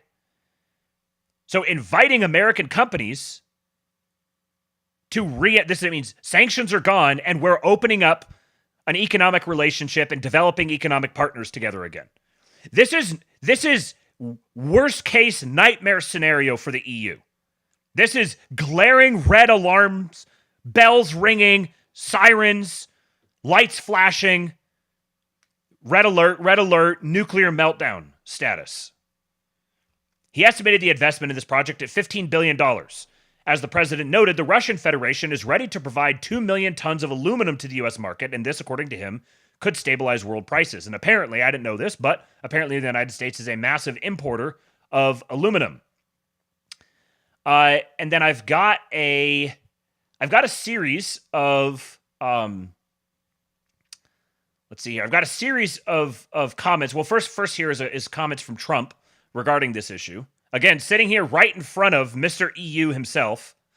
He just has to sit here and be an ornament on the side of the leader of the free world. Yeah, we're trying to do some economic development deals. They have a lot of things that we want.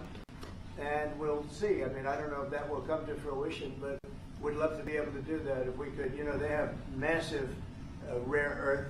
It's a very large, it's actually the largest in terms of land. It's by far the largest country. And they have very valuable things that we could use, and we have things that they could use, and it would be very good if we could do that. I think it would be a very good thing for world peace and lasting peace. This is basically a humiliation ritual for Macron, to have to sit here while he is openly talking about the United States engaging in peaceful relations, like peer-level, peaceful, respectful relations, and developing economic partnerships with Russia.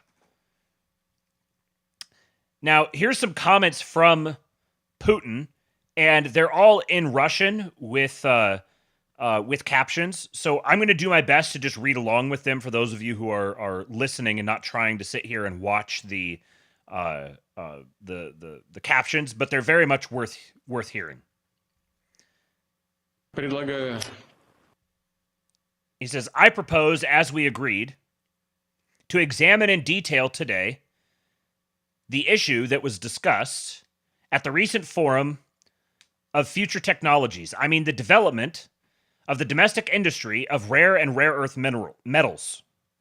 I spoke about this in the introductory layer, and in the discussions we touched on this in one way or another. I would like to note that this area is the most important resource base for the modern economy. Rare metals are in demand in microelectronics, energy, and in the creation of digital economy infrastructure in many sectors of the civil and defense sphere. In essence, we are talking about almost all sectors of the new technological order, which sets the dynamics of global progress. And of course, it is necessary to match this dynamic in order to successfully compete in global markets and create a solid foundation for the long-term, confident development of the Russian economy. In order to increase the potential of the domestic industry in the field of new materials, a national technological leadership project was launched this year. It's called New Materials and Chemistry. Catchy. In particular, within the framework of the national project, it is necessary to establish the entire line, the full cycle of the rare and rare earth metals industry, ensure their extraction and processing, right up to the production of finished high-tech goods with high added value. The volume of production of such products should increase exponentially as a result of the national project. Let me emphasize that we are really talking about our strategic foundation for the future, about a priority area that already today determines and will determine the country's global competitiveness, the pace of economic development, and the quality of life of our citizens. It is important to focus all available development tools and mechanisms on solving the problem. And then in this interview with this guy asks him, we just watched your meeting on rare earth metals. Sorry, but I think that now all the journalists in the world are interested in rare earth metals, but in a slightly different aspect. After all, the United States, to put it very mildly, is insistently asking Zelensky to sign an agreement with them regarding these resources in payment for aid to Ukraine from the previous administration, the Biden administration. How do you assess the prospects of such an agreement? Putin said it doesn't concern us. I don't evaluate it in any way, and I don't even want to think about it. Of course, we need to evaluate these resources, how real they are, how many of these resources there are, how much they cost, and so on. But this, I repeat, is none of our business. But what is our business is what we discussed just now at the meeting. Very much, doesn't bother. Don't even care. Don't even care an iota. We gotta find out, are they actually real? Are there even these rare earth minerals there? Can they even have an agreement like that? If we don't even know if they're actually real, but it's none of our concern. None of our concern. And then one last one here. He says, by the way, we would be ready to offer this to our American partners. And when I say partners, I mean not only administrative and government structures, but also companies, if they were interested in working with us together. So this is like, I think that was the last one. Yeah, that was the last one. This is the sort of diplomacy and just how would I say it? There's even less hostility between the Trump administration and the Russians than I was anticipating. I was expecting there to be some hostility, even if it was performative. I expected there to be like legitimate hostility. I didn't expect this at all. Just coming in and treating them with respect like a peer nation. Hey, let's put our cards on the table. Let's come to an agreement. If you're not listening to Tom Luongo on this stuff, like, you're missing out. You got to listen to everything that he's published, because he has been bang on every step of the way with this stuff so far. And it's very clear. It's very, very clear that there is going to be 3 primary global powers. There's going to be the United States, there's going to be Russia, there's going to be China. I think they should call it the G3. Just to stick a finger in the eye of these EU technocrats. Call it the G3. And anybody else who wants to be involved is welcome, so long as they acknowledge their position as junior partners. The European nations are no longer going to be treated as peer nations because they simply aren't. They're going to have to accept a master. And that master is going to be Russia or the United States. And it's going to be some combination of the two. It's going to be negotiated by Putin and Russia and Putin and Trump and Xi together. And everybody else is just going to have to deal with it.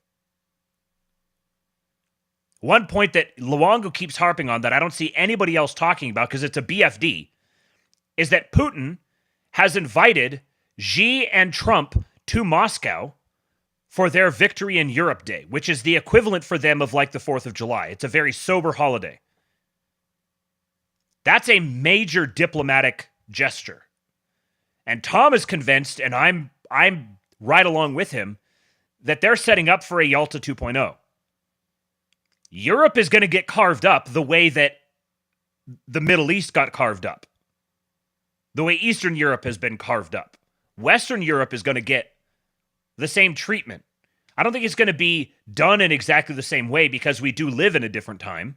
And so it has to be done more commercially, diplomatically, whatever. But that's going to contend or hinge, I think, on the degree to which these European countries get their leadership squabbles figured out and determine how much they're going to fight this and how much they're just going to go along with it. Because the more they fight it, the worse off they're going to be. They simply need to eat their humble pie, recognize none of them are superpowers, none of them are going to be superpowers at any point in the foreseeable future.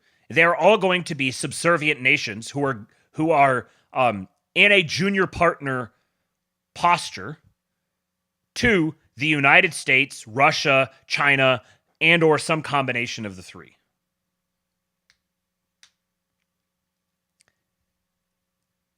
I did see this very interesting clip I'll share with you guys here. This is Bill Clinton 12 years ago talking about Putin on CNN. Look, Mr. Putin he's very smart. Well, you know him better than most people. Yeah, I do. What was he like behind closed doors, away from, the sort of the public utterances? Smart and remarkably, we had a really good, blunt relationship. How blunt? Brutally blunt. Ever fisticuffs? No, but I think the right strategy most of the time but it's frustrating to people in your line of work. You should be brutally honest with people in private. And then if you want them to help you, try to avoid embarrassing them in public. Right. Now, sometimes they do things which make it impossible for you to keep quiet. But by and large, I found all the people I dealt with appreciated it if I told them the truth. How I honestly felt and what our interests were and what our objectives were. And they also appreciated it when I didn't kick them around in public for as long as I couldn't kick them around. So, that's my experience. And did Putin ever renege on a personal agreement he made to you? He did not. So behind closed doors, he could be trusted? He kept his word in all the deals we made. If you remember, 2013 was back when I'm old enough to remember when Mitt Romney said that Russia was going to be a problem geopolitically, and Barack Obama laughed at him and said, like, the 80s want their foreign policy back. And what was it? 5 or 6 years later, all of a sudden it was Russiagate, Russiagate, Russiagate. Yeah, Bubba's such a smart, stupid man. Yeah, like that's the time in which he's speaking. And so there you could speak freely about him, and he seems pretty obvious that he's just speaking honestly right here. He's like, no, he never reneged on anything. He's a tough, straight shooter, tough negotiator, but he's treating him like a legitimate leader, a legitimate diplomat, a legitimate leader of his people. Just 12 years ago. And then something rather significant just happened today. The U.S., for the very first time since the conflict began, has sided with the Russian Federation at the UN. A vote was taken condemning, quote, Russian aggression and demanding the return of all territories, and it was voted against by 18 nations. Now, it's very interesting which nations voted against it. So there was the Russian Federation and the United States. There was also Sudan, Palau, Niger, Nicaragua, Mali, Marshall Islands, Israel. That's a very interesting one. Israel, Hungary, Haiti, Central African Republic, Democratic People's Republic of Korea, Equatorial Guinea, Eritrea, Burundi, Burkina Faso, and Belarus. So a random selection of African countries, Belarus and Hungary, North Korea, Haiti, and Russia, Nicaragua, and then Russia and the United States. Very significant. And then there was a whole bunch that abstained. For instance, El Salvador abstained. Let's see is there any other interesting ones that abstained? Argentina abstained. Armenia abstained. What about Romania? Romania voted in favor. Qatar abstained.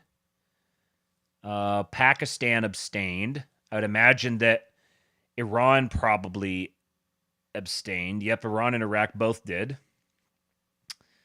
India abstained. Is there any... China abstained. I want to see if there was any European countries that either abstained or voted against it, and it doesn't look like it. What, Italy? Did Italy abstain, or did they? Yeah, they voted in favor. Yeah, it's very interesting. Saudi Arabia abstained.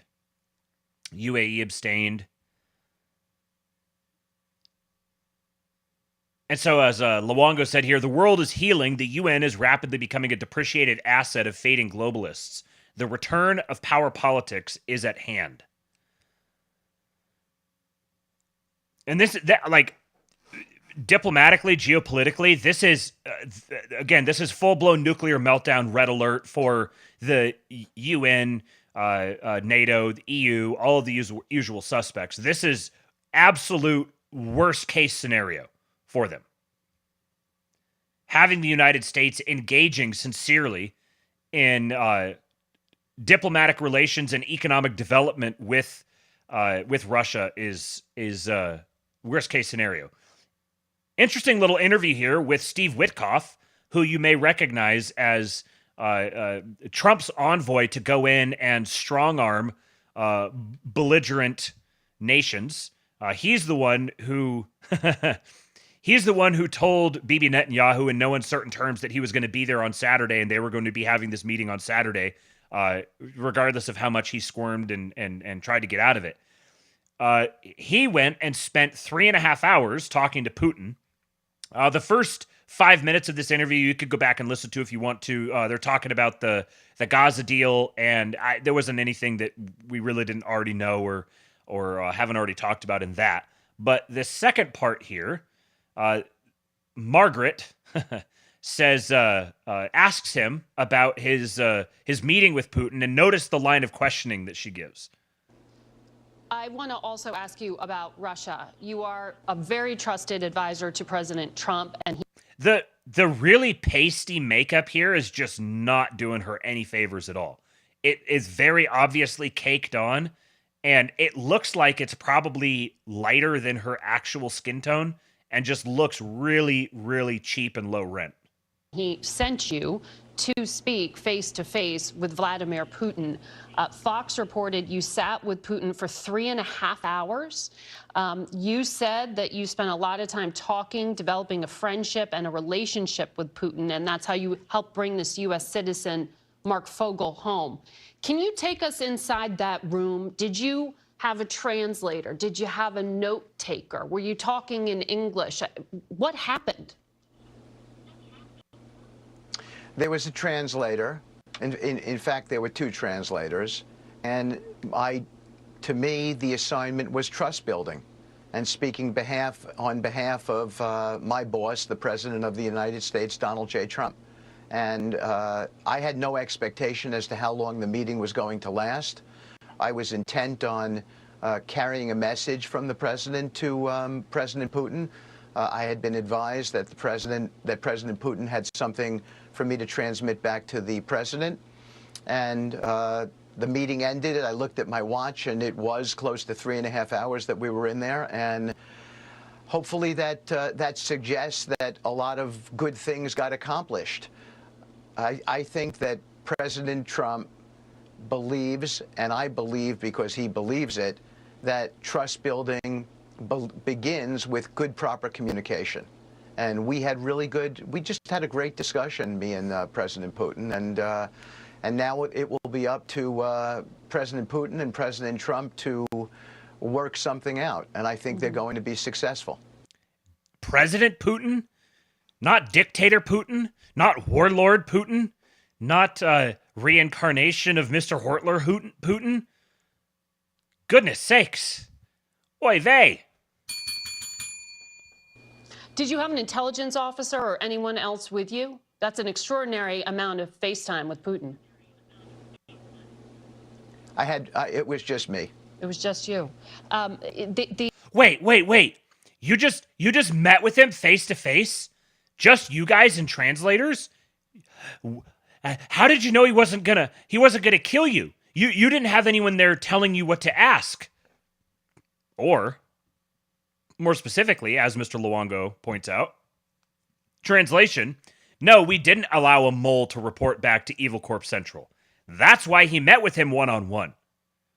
Because meeting together one-on-one with, I'm sure, translators that a translator he brought with him that he trusts and a translator that Putin has with him that he trusts is the surest way to ensure that what you talked about stays in that room.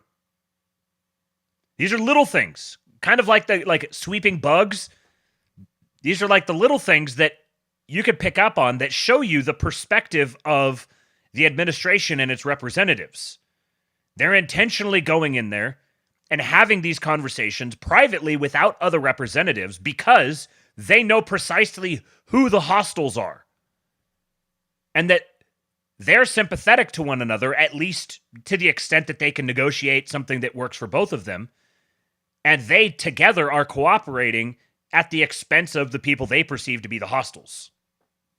The head of Russia's sovereign wealth fund, I know you know him, Carol.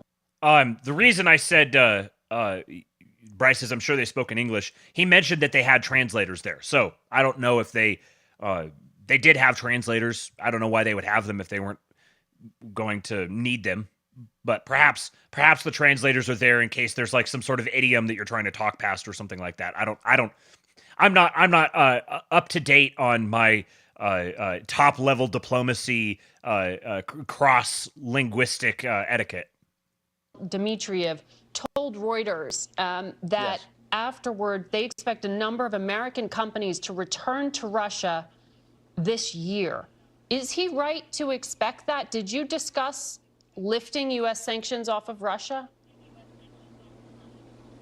We did not have that specific discussion at the meeting you're referring to, but I think that obviously there would be an expectation that if we get to a peace deal, that you would be able to have American companies come back and do business there. And I think that everybody would believe that that would be a positive, good thing to happen. After the end to the war and concessions were made by Russia? Well, that's what everybody wants. Okay. What everybody wants, the beginning of that, Margaret, would be a temporary ceasefire. But the long-term goal would be an end to this. We've had close to 1.5 million deaths, and so, President Trump, his agenda is to end this carnage. It just didn't it didn't need to happen, and it doesn't need to continue not, another day. So we're on it at his direction, and I think you're going to see some real positive developments in the near-term future. Special Envoy Steve. These people are absolutely insane. Like after concessions by Russia, right? After you make concessions, what concessions? What? They have no need to make concessions. Them ending the war is a concession. They're not going to make any concessions. They don't need to concede anything. And it's pretty clear. Like he says, a temporary ceasefire. Russia has no reason to agree to a temporary ceasefire. And to the extent that the administration says this, puts this out there, I think this is them just kind of like laying down diplomatic cover fire.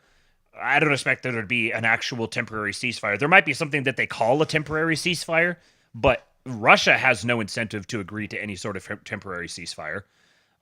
So if the United States is not going to backstop the any sort of NATO adventurism, all of the relevant NATO countries, if they decide to go fling themselves against the meat grinder, then so be it. Russia's not going to agree to some sort of ceasefire so they can get baited into something by MI6 and Mossad trying to sabotage whatever's going on. No, like there's no ceasefire coming until the entire thing is negotiated and agreed upon, and then the war ends. And there's no ceasefire except for the war ending. It's very interesting in the midst of all this talk of rare earth minerals, and this news dropped today.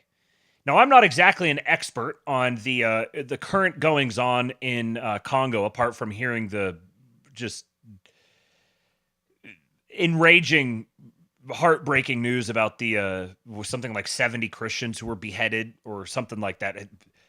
There is not a sum of money that you could pay me to live in Africa. The president of Congo just offered the United States ownership of his country's minerals to entice President Trump to put an end to the war backed by Rwanda. Congo holds more than half the country's cobalt and coltan. They also have substantial deposits of gold, copper, tin, lithium, etc.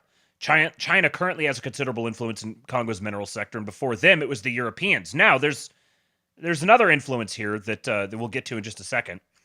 It says the United States is also one of the most mineral-rich countries in the world, with more reserves being discovered frequently. It's unclear whether President Trump would want a deal like this, but owning some of their minerals in exchange for security is at least far better than what we currently get for protecting Europe. Nothing.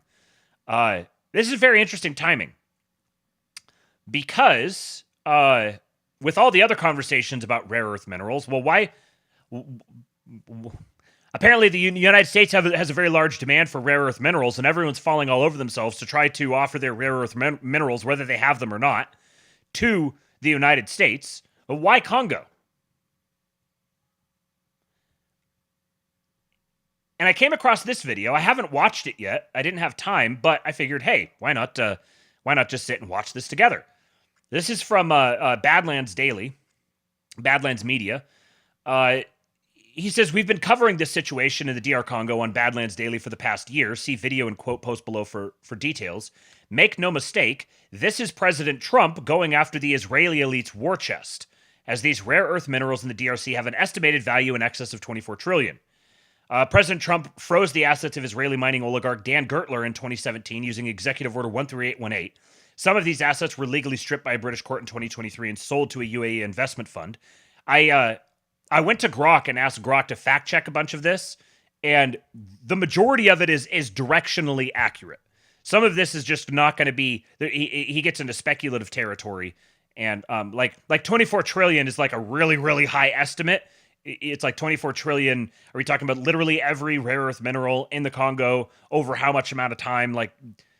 But directionally, like this here, President Trump freezing the assets of Israeli mining oligarch Dan Gertler in 2017 is true. That's factually true. And Gertler had a monopoly over the mineral rights in the DRC, where he used child slavery for labor. This was publicly reported on at the time. He was close friends with the former DRC president who ruled the country with his father for decades until he was replaced with the current president in 2018. According to the Paradise Papers leak, Gertler was disseminating cash to the other Israeli oligarchs and his longtime family friends with Netanyahu.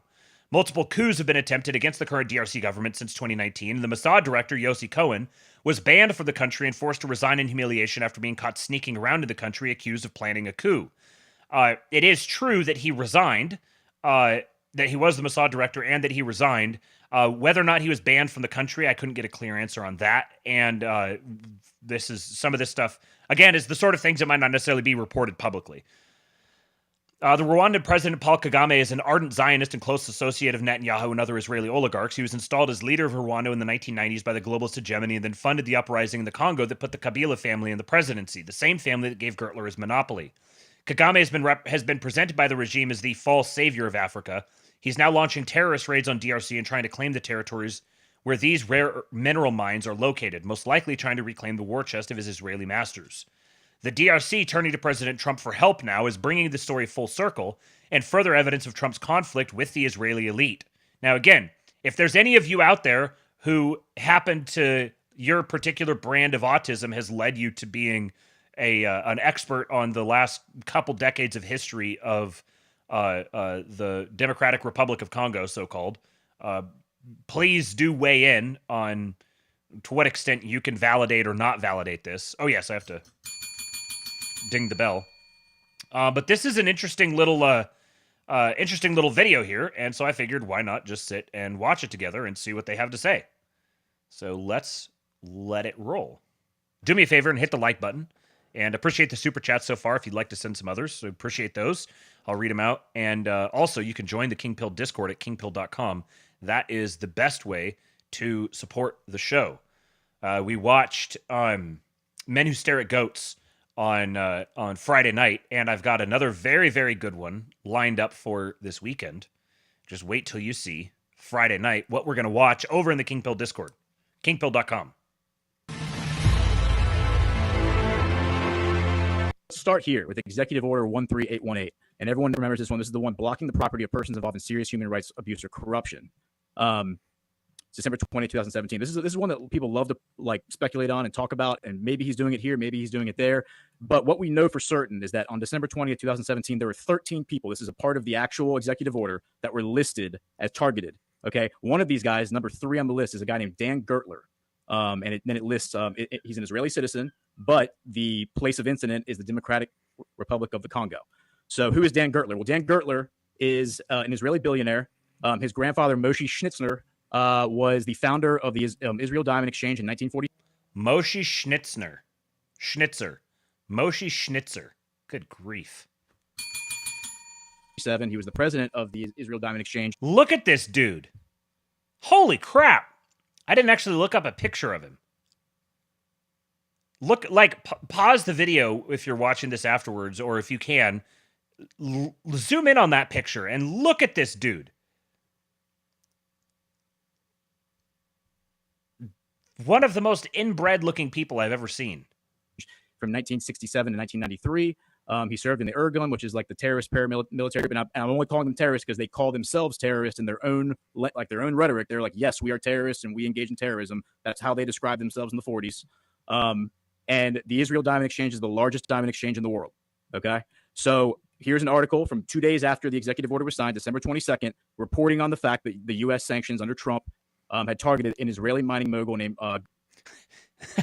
Tweety Bird says he looks like Harvey Weinstein. He makes Harvey Weinstein look handsome. Gertler over his Congo deals. So who was Gertler? So Gertler, in the 90s, he became really, really tight with the king's son, the king of the Congo, his son, Kabila.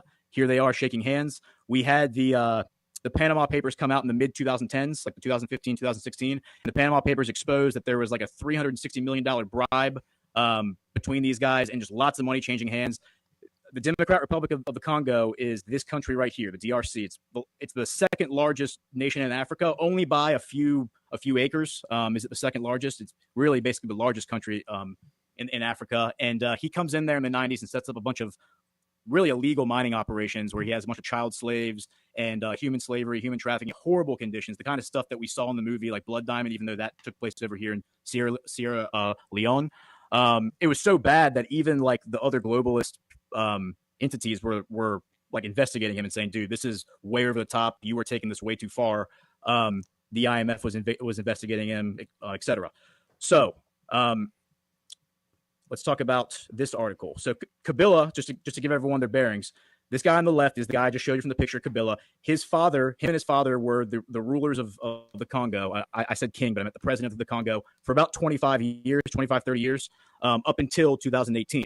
So after these sanctions get imposed, all these stories about Kabila and Gertler come out. And because of that, Kabila decides not to run for office. The election is late 2018, early 2019.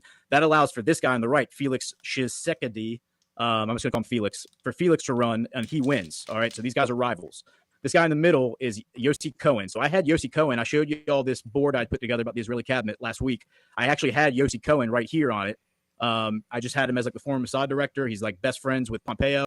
This, by the way, if you guys don't follow the Badlands Media crew, you could tell for pretty obvious reasons why they don't they aren't on YouTube. I think they're primarily Rumble and locals, but I've listened to a number of their different productions, and this is if you want dot connecting, like hanging yarn on the wall and connecting dots that you didn't even know, like dots you didn't even know could be connected. These guys are very, very good for that. I haven't watched a ton of their stuff. I've seen some of it. There's one series by a guy named Patel Patriot, John Harold, on called Devolution, talking about like continuity of government stuff, and it was sort of a spinoff from the whole Q phenomenon. Like some of the more, I would consider them the more serious Q people who recognized that there was something going on and started really digging into it. And there's a bunch of facts that I've learned from them that are well documented stuff, dots that they've connected, that they happen to be looking at them because the Q thing had them primed to look for these sorts of things. Like the most prominent Chinese defector of all time, who defected to the United States, but only to who did he present himself to? He would only present himself to the Defense Intelligence Agency, and specifically avoided going to the CIA. And Anthony Blinken didn't even know he was in the country. The Chinese government met with Anthony Blinken in Alaska, I think, and they demanded that this guy be returned. He was basically like the head of he would have been like the equivalent of like a national security advisor. And he defected and took with him a bunch of stuff implicating, I think it was related to biolabs in China. And they went to Anthony Blinken and angrily demanded this guy be returned, and Blinken didn't even know he was in the country. So there's this very interesting things that have happened that have never made it up into the normal like Twitter discourse. He's Netanyahu's political heir apparent. He's like considered Bibi Netanyahu wants him to be him, like his protege once he leaves politics. And so Cohen at the time is the Mossad director. And this article, so all these stories start coming out in 2021, 2022. The Misadventures of Mossad Chief Yossi Cohen. This is from April 2nd, 2021. This story right here about the bribe. This is from July 15th, 2021. At the same time, about June of 2021, that's when Bibi Netanyahu was like, all right, man, I'm going to help you out. I'm going to ask you to resign as the Mossad chief, and I'm going to bring in David Barnea. David Barnea is now going to be the Mossad chief, and that allows Yossi Cohen to kind of like step away, like out of the public limelight. And then this one right here, Congo Files, cash was deposited into Dan Gertler's accounts, then millions were transferred to top Israeli figures. So what this guy was doing was he was basically raping and pillaging Africa, the Congo. He was using child slaves to mine cobalt, copper, diamonds, trillions and trillions of dollars of rare earth minerals, materials, diamonds in the Congo. He was then taking that cash and then dispersing it among his fellow Israeli billionaires. So the Israeli oligarchy was literally raping and pillaging and looting Africa in the 1990s, the 2000s, and the 2010s. So once these sanctions get imposed, this story comes out in, this is from May 19th, 2022, and this talks about Mossad chief Cohen kicked out of the DRC on a mission that could jeopardize Israel. And so it goes on to tell this story about how in 2019, because remember, Cohen is the Mossad director until 2021. So he's the Mossad director at this time. He makes 3 trips to the DRC. None of these trips he coordinates with the Congo government. He shows up the first time with Gertler. Him and Dan Gertler are together. They show up to Felix's office, the president's office, with a gift in hand. That's how it's described. He shows up with a gift in hand and asks for that president that he's talking about is the current president. Like an impromptu meeting, just out of consideration. They go ahead and give him the meeting, and he just says, "Hey, man, I want to come in here and I want to like speak to Kabila. Like, there's some things about Israeli national security interests that we want to talk about."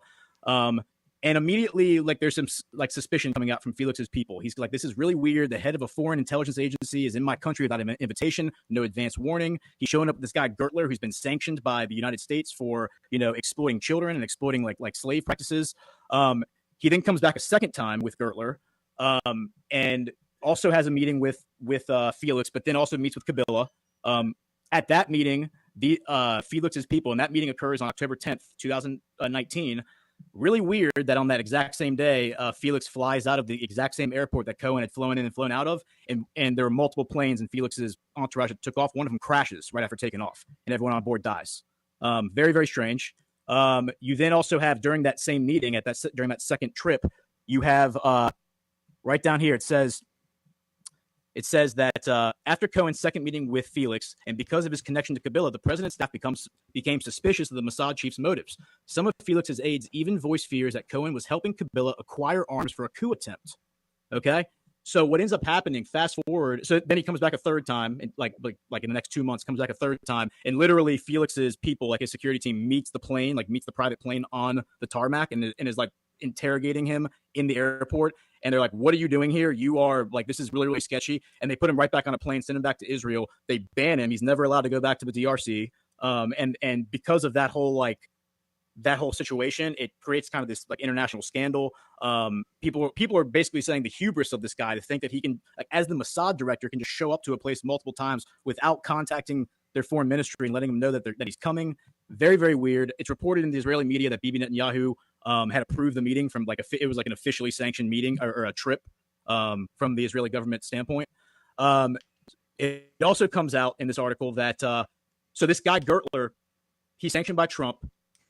So how did the sanctions get lifted? The sanctions get lifted on January 15th, 2021, 5 days before Trump gets out of office. How does that happen? Well, there's this guy that I already had as part of my board over here. His name is Ron Dermer. So Ron Dermer was born and raised in Miami, Florida. He's a South Florida boy just like you. He's an American citizen, but he's also an Israeli citizen with dual citizenship. He kind of served as like Bibi Netanyahu's Dan Scavino. Like, he was like his right-hand man, his kind of gopher. And then because of that, during the Trump administration, Ron Dermer was appointed as the Israeli ambassador to the United States. And so he then uses, according to this article right here, he puts pressure on the Trump administration, especially Steve Mnuchin, to suspend the sanctions imposed on Gertler 5 days before the end of the Trump presidency. That actually happened. The sanctions were suspended. It then gets reported finally by the news in late February. And once Janet Yellen finds out about that, she's like, "Whoa, we can't have that." So she reimposes the sanctions in March of 2021. So they immediately go right back in. So then fast forward then all the way to last week, you have this story from Bloomberg, May 16th, 2024. Biden administration open to easing sanctions on billionaire Dan Gertler in return for Congo exit. So 4 days, 3 days before this coup attempt occurs, this guy has his sanctions, or at least the Biden administration is reporting that they're gonna lift the sanctions. The reason they want to lift the sanctions is because they want access to the rare earth minerals in the Congo, the cobalt, the copper, that are critical for electric vehicle batteries. And so Trump had waived sanctions only to have Biden reimpose them, but I just explained what really happened there. So here you have the New York Post article. Here's Christian Malanga. Christian Malanga is the guy who led the coup. People probably heard about him. He's a Congolese citizen, so he's from the Congo. He then comes to America, becomes a naturalized citizen. He's selling cars in Utah, but he has some really nefarious connections with like the intelligence community, with these NGOs. Here's his 21-year-old son, who goes with him to the DRC. People probably remember seeing his son. Here's his son right here. So Christian Malanga, the father, is killed during this coup attempt, but his son is kidnapped, or is captured, rather, arrested along with the other operators that are there. Here's a video that's been posted all over X from, we don't know exactly when this video is from, but it's a video of Malanga in the West Bank hanging out with the IDF. So he obviously has like connections to the Israeli government, to Mossad, to the IDF. So he's connected to Gertler, he's connected to Mossad, he's connected to Cohen, he's connected to Congo, he's connected to the CIA, and now he's the one leading the coup, the failed coup against the DRC. And what's behind it all? Well, rare earth minerals, the mining rights in the Congo, which involve slave labor, child labor, etc. Just wanted to point all that out. We didn't get into it last week because I hadn't done it yet, but man, that is a fascinating, rabbit hole. And then here's Ron Dermer. So Ron Dermer now is he's the Ministry of Strategic Affairs. He's part of the security cabinet. He's still very, very close with Netanyahu. Here he is doing an interview on Sky News recently, talking about the false narratives and all the stuff being imposed on. That is very, very interesting. This adds some fascinating color to this. Pardon the pun. So the president of Congo offering the United States ownership of the country's minerals to entice President Trump to put an end to the war, backed by Rwanda. Reading through the subtext here, if this story has legs, it does sound like the way these people are framing it up, it's exactly as he says here. This is President Trump going after the Israeli elite's war chest, as these rare earth minerals in the DRC have an estimated value in excess of $24 trillion. Even if it's not, no matter what their actual value is, if this is a if that's the angle on this, that this story is going to be very interesting to watch it continue to develop. This is very interesting. Rob P just posted this thing from an account, SBF_Doge. I would like to sincerely thank Mr. Donald Trump for his pardon, which has allowed me to move forward. Thanks to this opportunity, I'm pleased to announce I'm now working for the Doge government. I just went and looked this up, and it is. I think this is real. This is literally reacting in real time. I'm going to have to look into this between tonight and tomorrow's show. I imagine that things are going to really kick off. This was posted 27 minutes ago, but we got Sam Bankman-Fried. It's got the gray check identifying the account as a verified because it is a government or multilateral organization account. He says, I would like to sincerely thank Mr. Donald Trump for his pardon, which has allowed me to move forward. Thanks to this opportunity, I'm pleased to announce that I am now working for the Doge government. My journey has been full of challenges, but none of this would have been possible without the invaluable support of the Doge employees who have helped and guided me through this transition. As of today, the SBF FTX account will be archived. A new chapter begins, and I'm excited to contribute to this project. Wow. Okay. Did not see that one coming. I am not going to say that I called that one because I 100% never saw that one coming. Taylor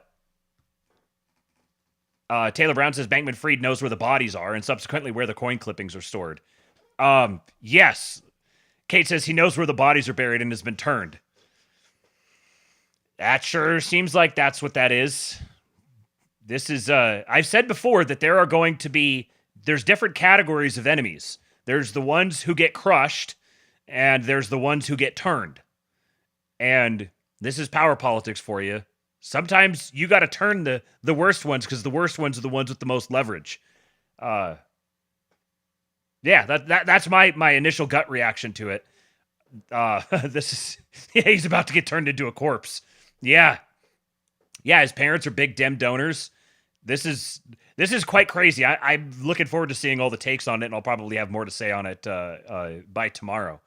But Interesting that this is dropping right at the time that the pressure is starting to be turned up on the whole Epstein list being released.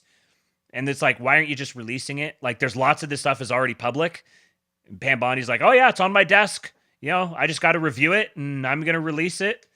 And I've seen it. All the midwits are all like, see, they're just toying with us. No, it's not us that's getting toyed with. We're not the ones being toyed with. We're spectators in all of this. This is intra-elite power politics. They're going after each other. So when Pam Bondi is publicly saying, oh yeah, it's right there on my desk, I could just release it at any point. Imagine that. All of a sudden, the names just get dropped out there. Sure would suck for any of you who would be implicated by that. Be really good if you turned yourself over. That's exactly what that is. And so then having the Sam Bankman-Fried thing with that, and him coming to work with Doge, I mean, all right. So this was a couple interesting Apple stories that dropped. Let me see if this... No, there wasn't another one here. This was just one tweet that had the information I was looking for that I found. So this guy says, absolutely horrific news for iPhone users in the UK.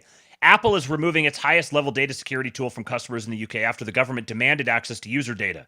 This is a move that Apple has never made before in any market. So isn't this interesting timing? Right after the Munich Security Conference, JD Vance goes over to Europe and drops his hog on the table in front of the Europeans. They all start spazzing out. Keir Starmer and his lackeys are all screeching about how they're going to be raising an army to go fight Russia. The United States and Russia are normalizing diplomatic and economic relationships, and here the UK is going after Apple, one of the most well-known American companies. He says, no UK customer data stored on iCloud will be encrypted. It should be end-to-end encrypted, making it all accessible by Apple, the government, and frankly, the most horrific hackers you can possibly imagine. Imagine the blackmail, extortion, and identity theft the government's now bringing on its own citizens. Here's an explainer.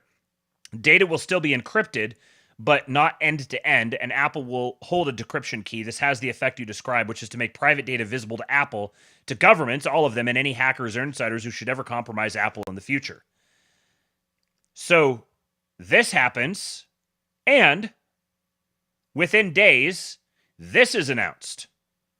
$1 trillion. That's the largest ever U.S. spending plan for the world's biggest company, and it comes with I apologize for inflicting Susan Lee on you, but this is a good summation of things. thousands of new jobs across multiple states. Now, as you mentioned, we knew this was coming as President Trump teased it on Friday, and then Apple CEO Tim Cook was at the White House on Thursday. Apple is spending 50% more this year in 2025 than it did during the first Trump term. So $500 billion over 4 years this time. 4 years, not 5 years like they usually do. 20,000 new jobs, a new AI server factory in Houston, Texas, and that's significant for Apple, who tends to farm out their AI server needs to third-party providers like AWS. Also, you got a new Detroit Academy, doubling their research and development fund. Now, Apple CEO Tim Cook says we're bullish on the future of American innovation, and we're proud to build on our long-standing U.S. investments.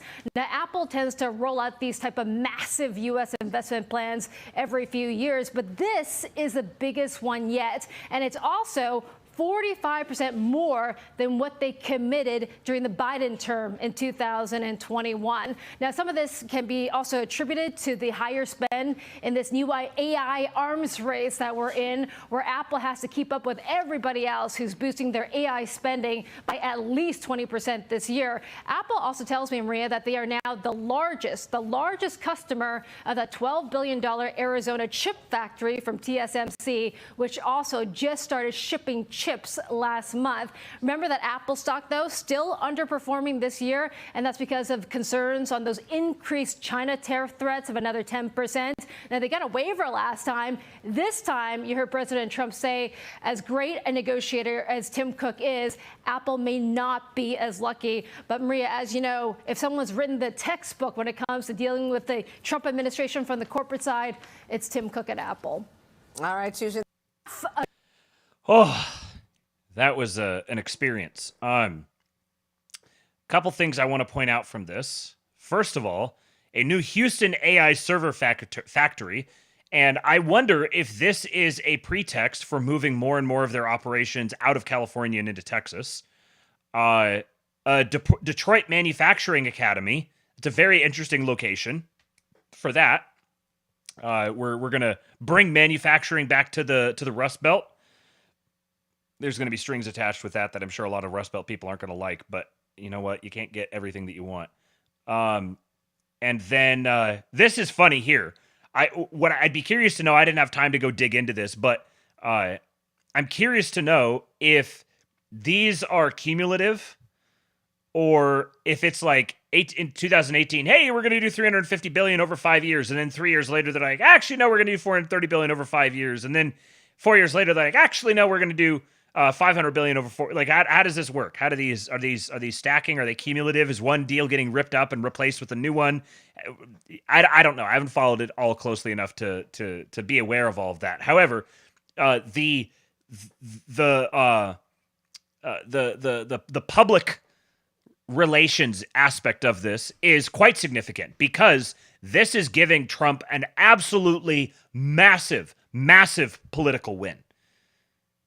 And they're very well aware of this. I've been reliably informed that tariffs don't work, that we can't reshore a bunch of manufacturing, that all these companies are not going to bring all this business back in the United States. The tariffs aren't going to do anything. And yet here we have one of the largest American companies completely capitulating publicly. Like, that's the public appearance of this. Yes, the tariffs work. And let's see, there was one other thing. There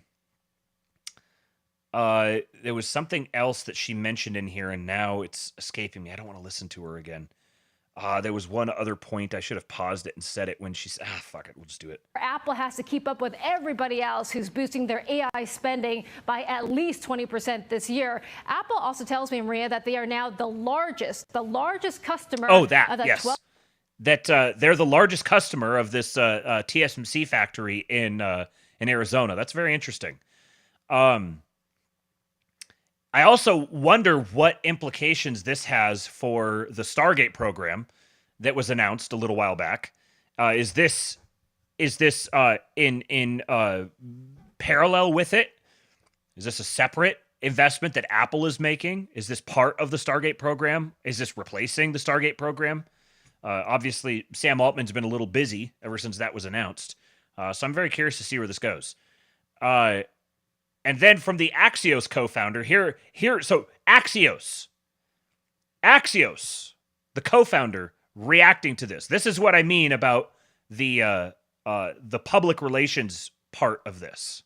This Apple announcement this morning, which just popped 6 a.m. Eastern, all the details are up, the lead story on Axios. This is a landmark story for a couple of reasons. One, the effort by the president to bring manufacturing back to the U.S., this is a massive commitment to that. And as we say in our story, this gives Trump the leverage to say to other companies, Apple can do this. Apple is bringing these jobs into the U.S. Apple is investing in the U.S. Why can't you? Why won't you? And the statement out this morning from Apple CEO Tim Cook, talking about being bullish on the future of America, talking about writing a extraordinary new chapter in the history of American innovation. So that's one bucket. Two, there's an incredible footprint for this. This is all across the United States, and it's part of the big story that Axios has been telling, that it's no longer just the coast. Look at where some of these big investments are. The swing states of Arizona, Michigan, Pennsylvania, North Carolina, Nevada, red states, the massive investment that you were talking about in Texas, a big innovation lab in Michigan. So a footprint all across the country. And third, if you look at how the U.S. is going to have a sustained recovery, it's going to be about building things, making things, doing that more in the U.S. This is a big step toward that. Bingo. And this is coming again from the Axios founder. This is why it was tweeted out from the Rapid Response account. Let me catch a couple of the comments here, and then I got a last few things to leave you with. Another 10 syrup dollars from Slosher. He says, on a separate note, Tucker released an interview with Luke Gromen today talking about gold, Fort Knox, onshoring manufacturing, and 48. He's priming the normies. Yes, this one, as soon as Luke tweeted about it the other day, I was hopping. I could not wait. I've gotten maybe a third of the way into it so far, and I was a little distracted while I was listening to it. So as soon as we finish, as soon as the stream wraps up here, I'm going to go finish listening to that. All of my world is just, my worlds are colliding. It's wonderful. Politically Catholic here says, I wonder if SBF is responsible for the missing Bitcoin from, was it DHS? Missing Bitcoin from somewhere that he'd mentioned in the King Pill Discord. And that's an interesting thought. Apparently, there's billions of dollars in government Bitcoin that has gone missing. This is presumably money that has been, I think it was the U.S. Marshals, maybe. Money that has been seized, and apparently it's missing. So that's an interesting speculation.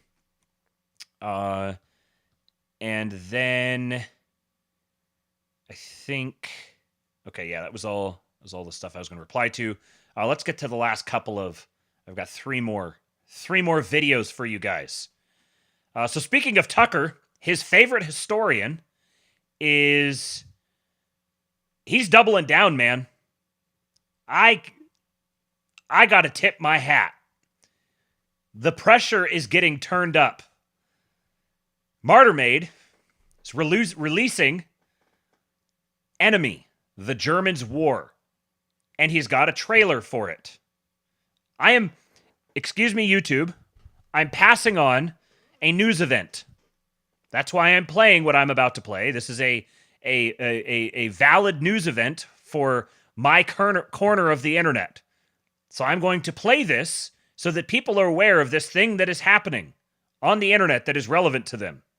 We are convinced, and this is ultimately our only great faith, that the German Reich will once again rise out of this most bitter misery and all this hardship, different from how it exists now, not as a birth of misery and wretchedness, but that we will once again have a true German Reich of freedom and honor, a real fatherland for the entire German people, and not a haven for foreign crooks.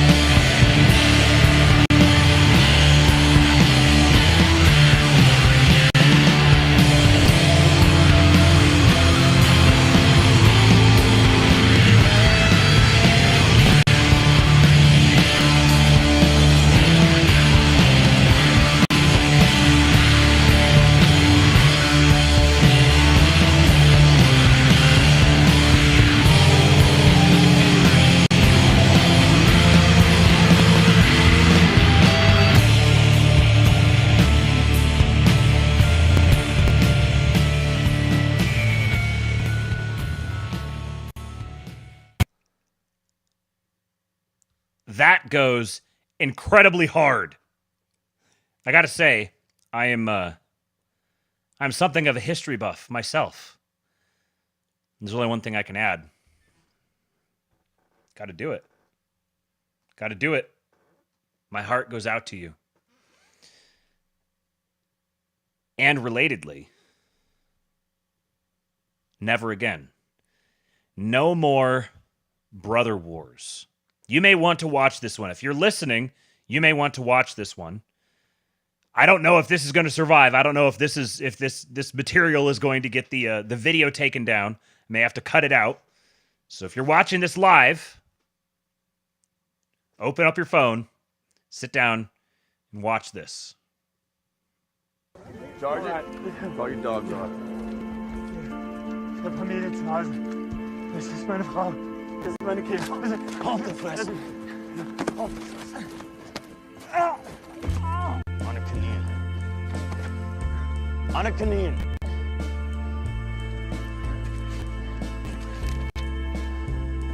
You are no goddamn good to me unless you can kill crowds. Put a big fat hole in his back. Put a big fat hole in his fucking back. No. Why the hell not? Your Honor, Private Doss waves his morality at us like it's some kind of badge of honor. So how come you don't fight? You think you're better than us? He flaunts his contempt by directly disobeying a series of direct orders from his commanding officer. It's not right. Bible says to turn the other cheek, don't Not right. We're not here to fight wrong. We're here to kill them. Why are you here? You're here to kill him. You know why he's here? He's here to kill you. He's here to kill you.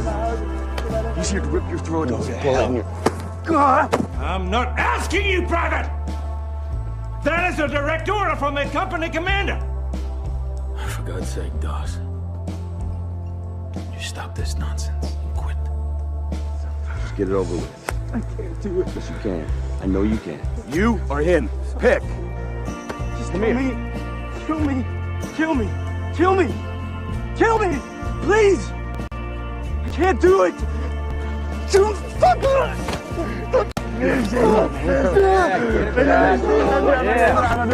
Stop! Oh, no.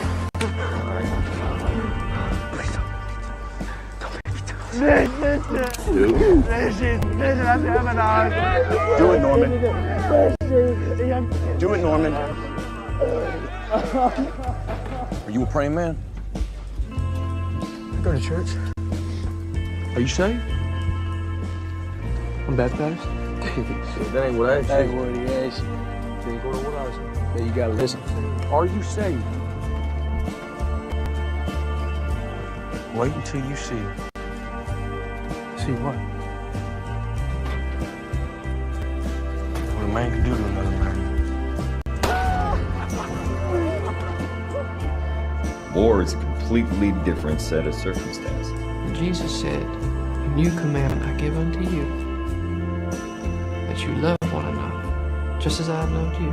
This is Satan himself we're fighting. Surely, as a good Christian, you can see that.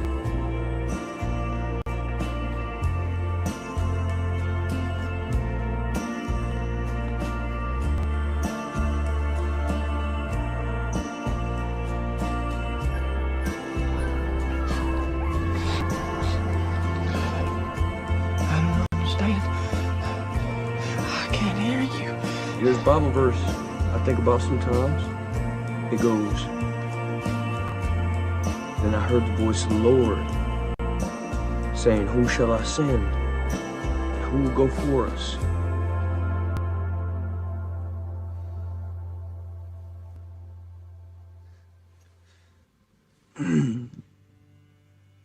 And I said, "Here am I.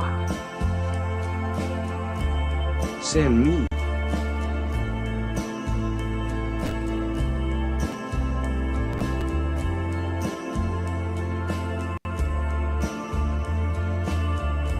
With the world so set on tearing itself apart, it doesn't seem like such a bad thing to me to want to put a little bit of it back together. Let's go.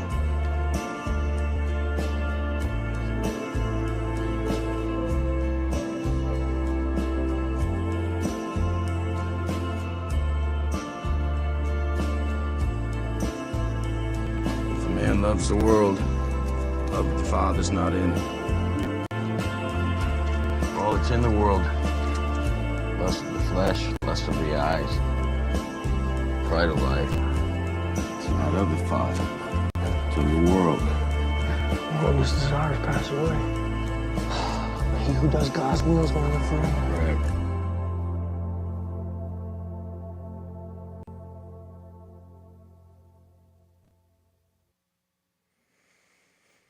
Yeah, that does hit different, knowing that Shia LaBeouf is apparently now a devout Catholic. So that was the I can't remember the name of the movie, but the one with Andrew Garfield was the one about Desmond Doss, which growing up Seventh-day Adventist, I heard about Desmond Doss a lot, so I was excited to see that movie, and it's very, very good. Little kind of boomer sloppy, but it's good. And then the other one is Fury, and Hacksaw Ridge. Thank you. And then the other one with Shia LaBeouf and John Bernthal and Brad Pitt, that's Fury, and that is the one that we are going to watch this Friday evening in the King Pilled Discord for King Pilled Movie Night. Very last thing I've got for you guys. This is really cool. Got to listen closely on this one here. There's some nuance, but this is what ancient languages sounded like.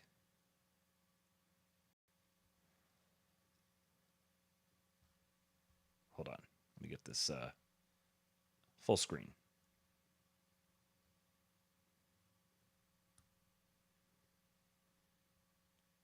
Equidem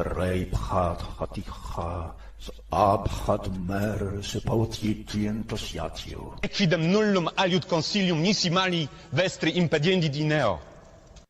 Panolti, ni Diego iwan ashkan ni no machtihtika. You are fucking, you bloody, you bloody, bastard bitch, fuck you, bloody, fuck you, bloody.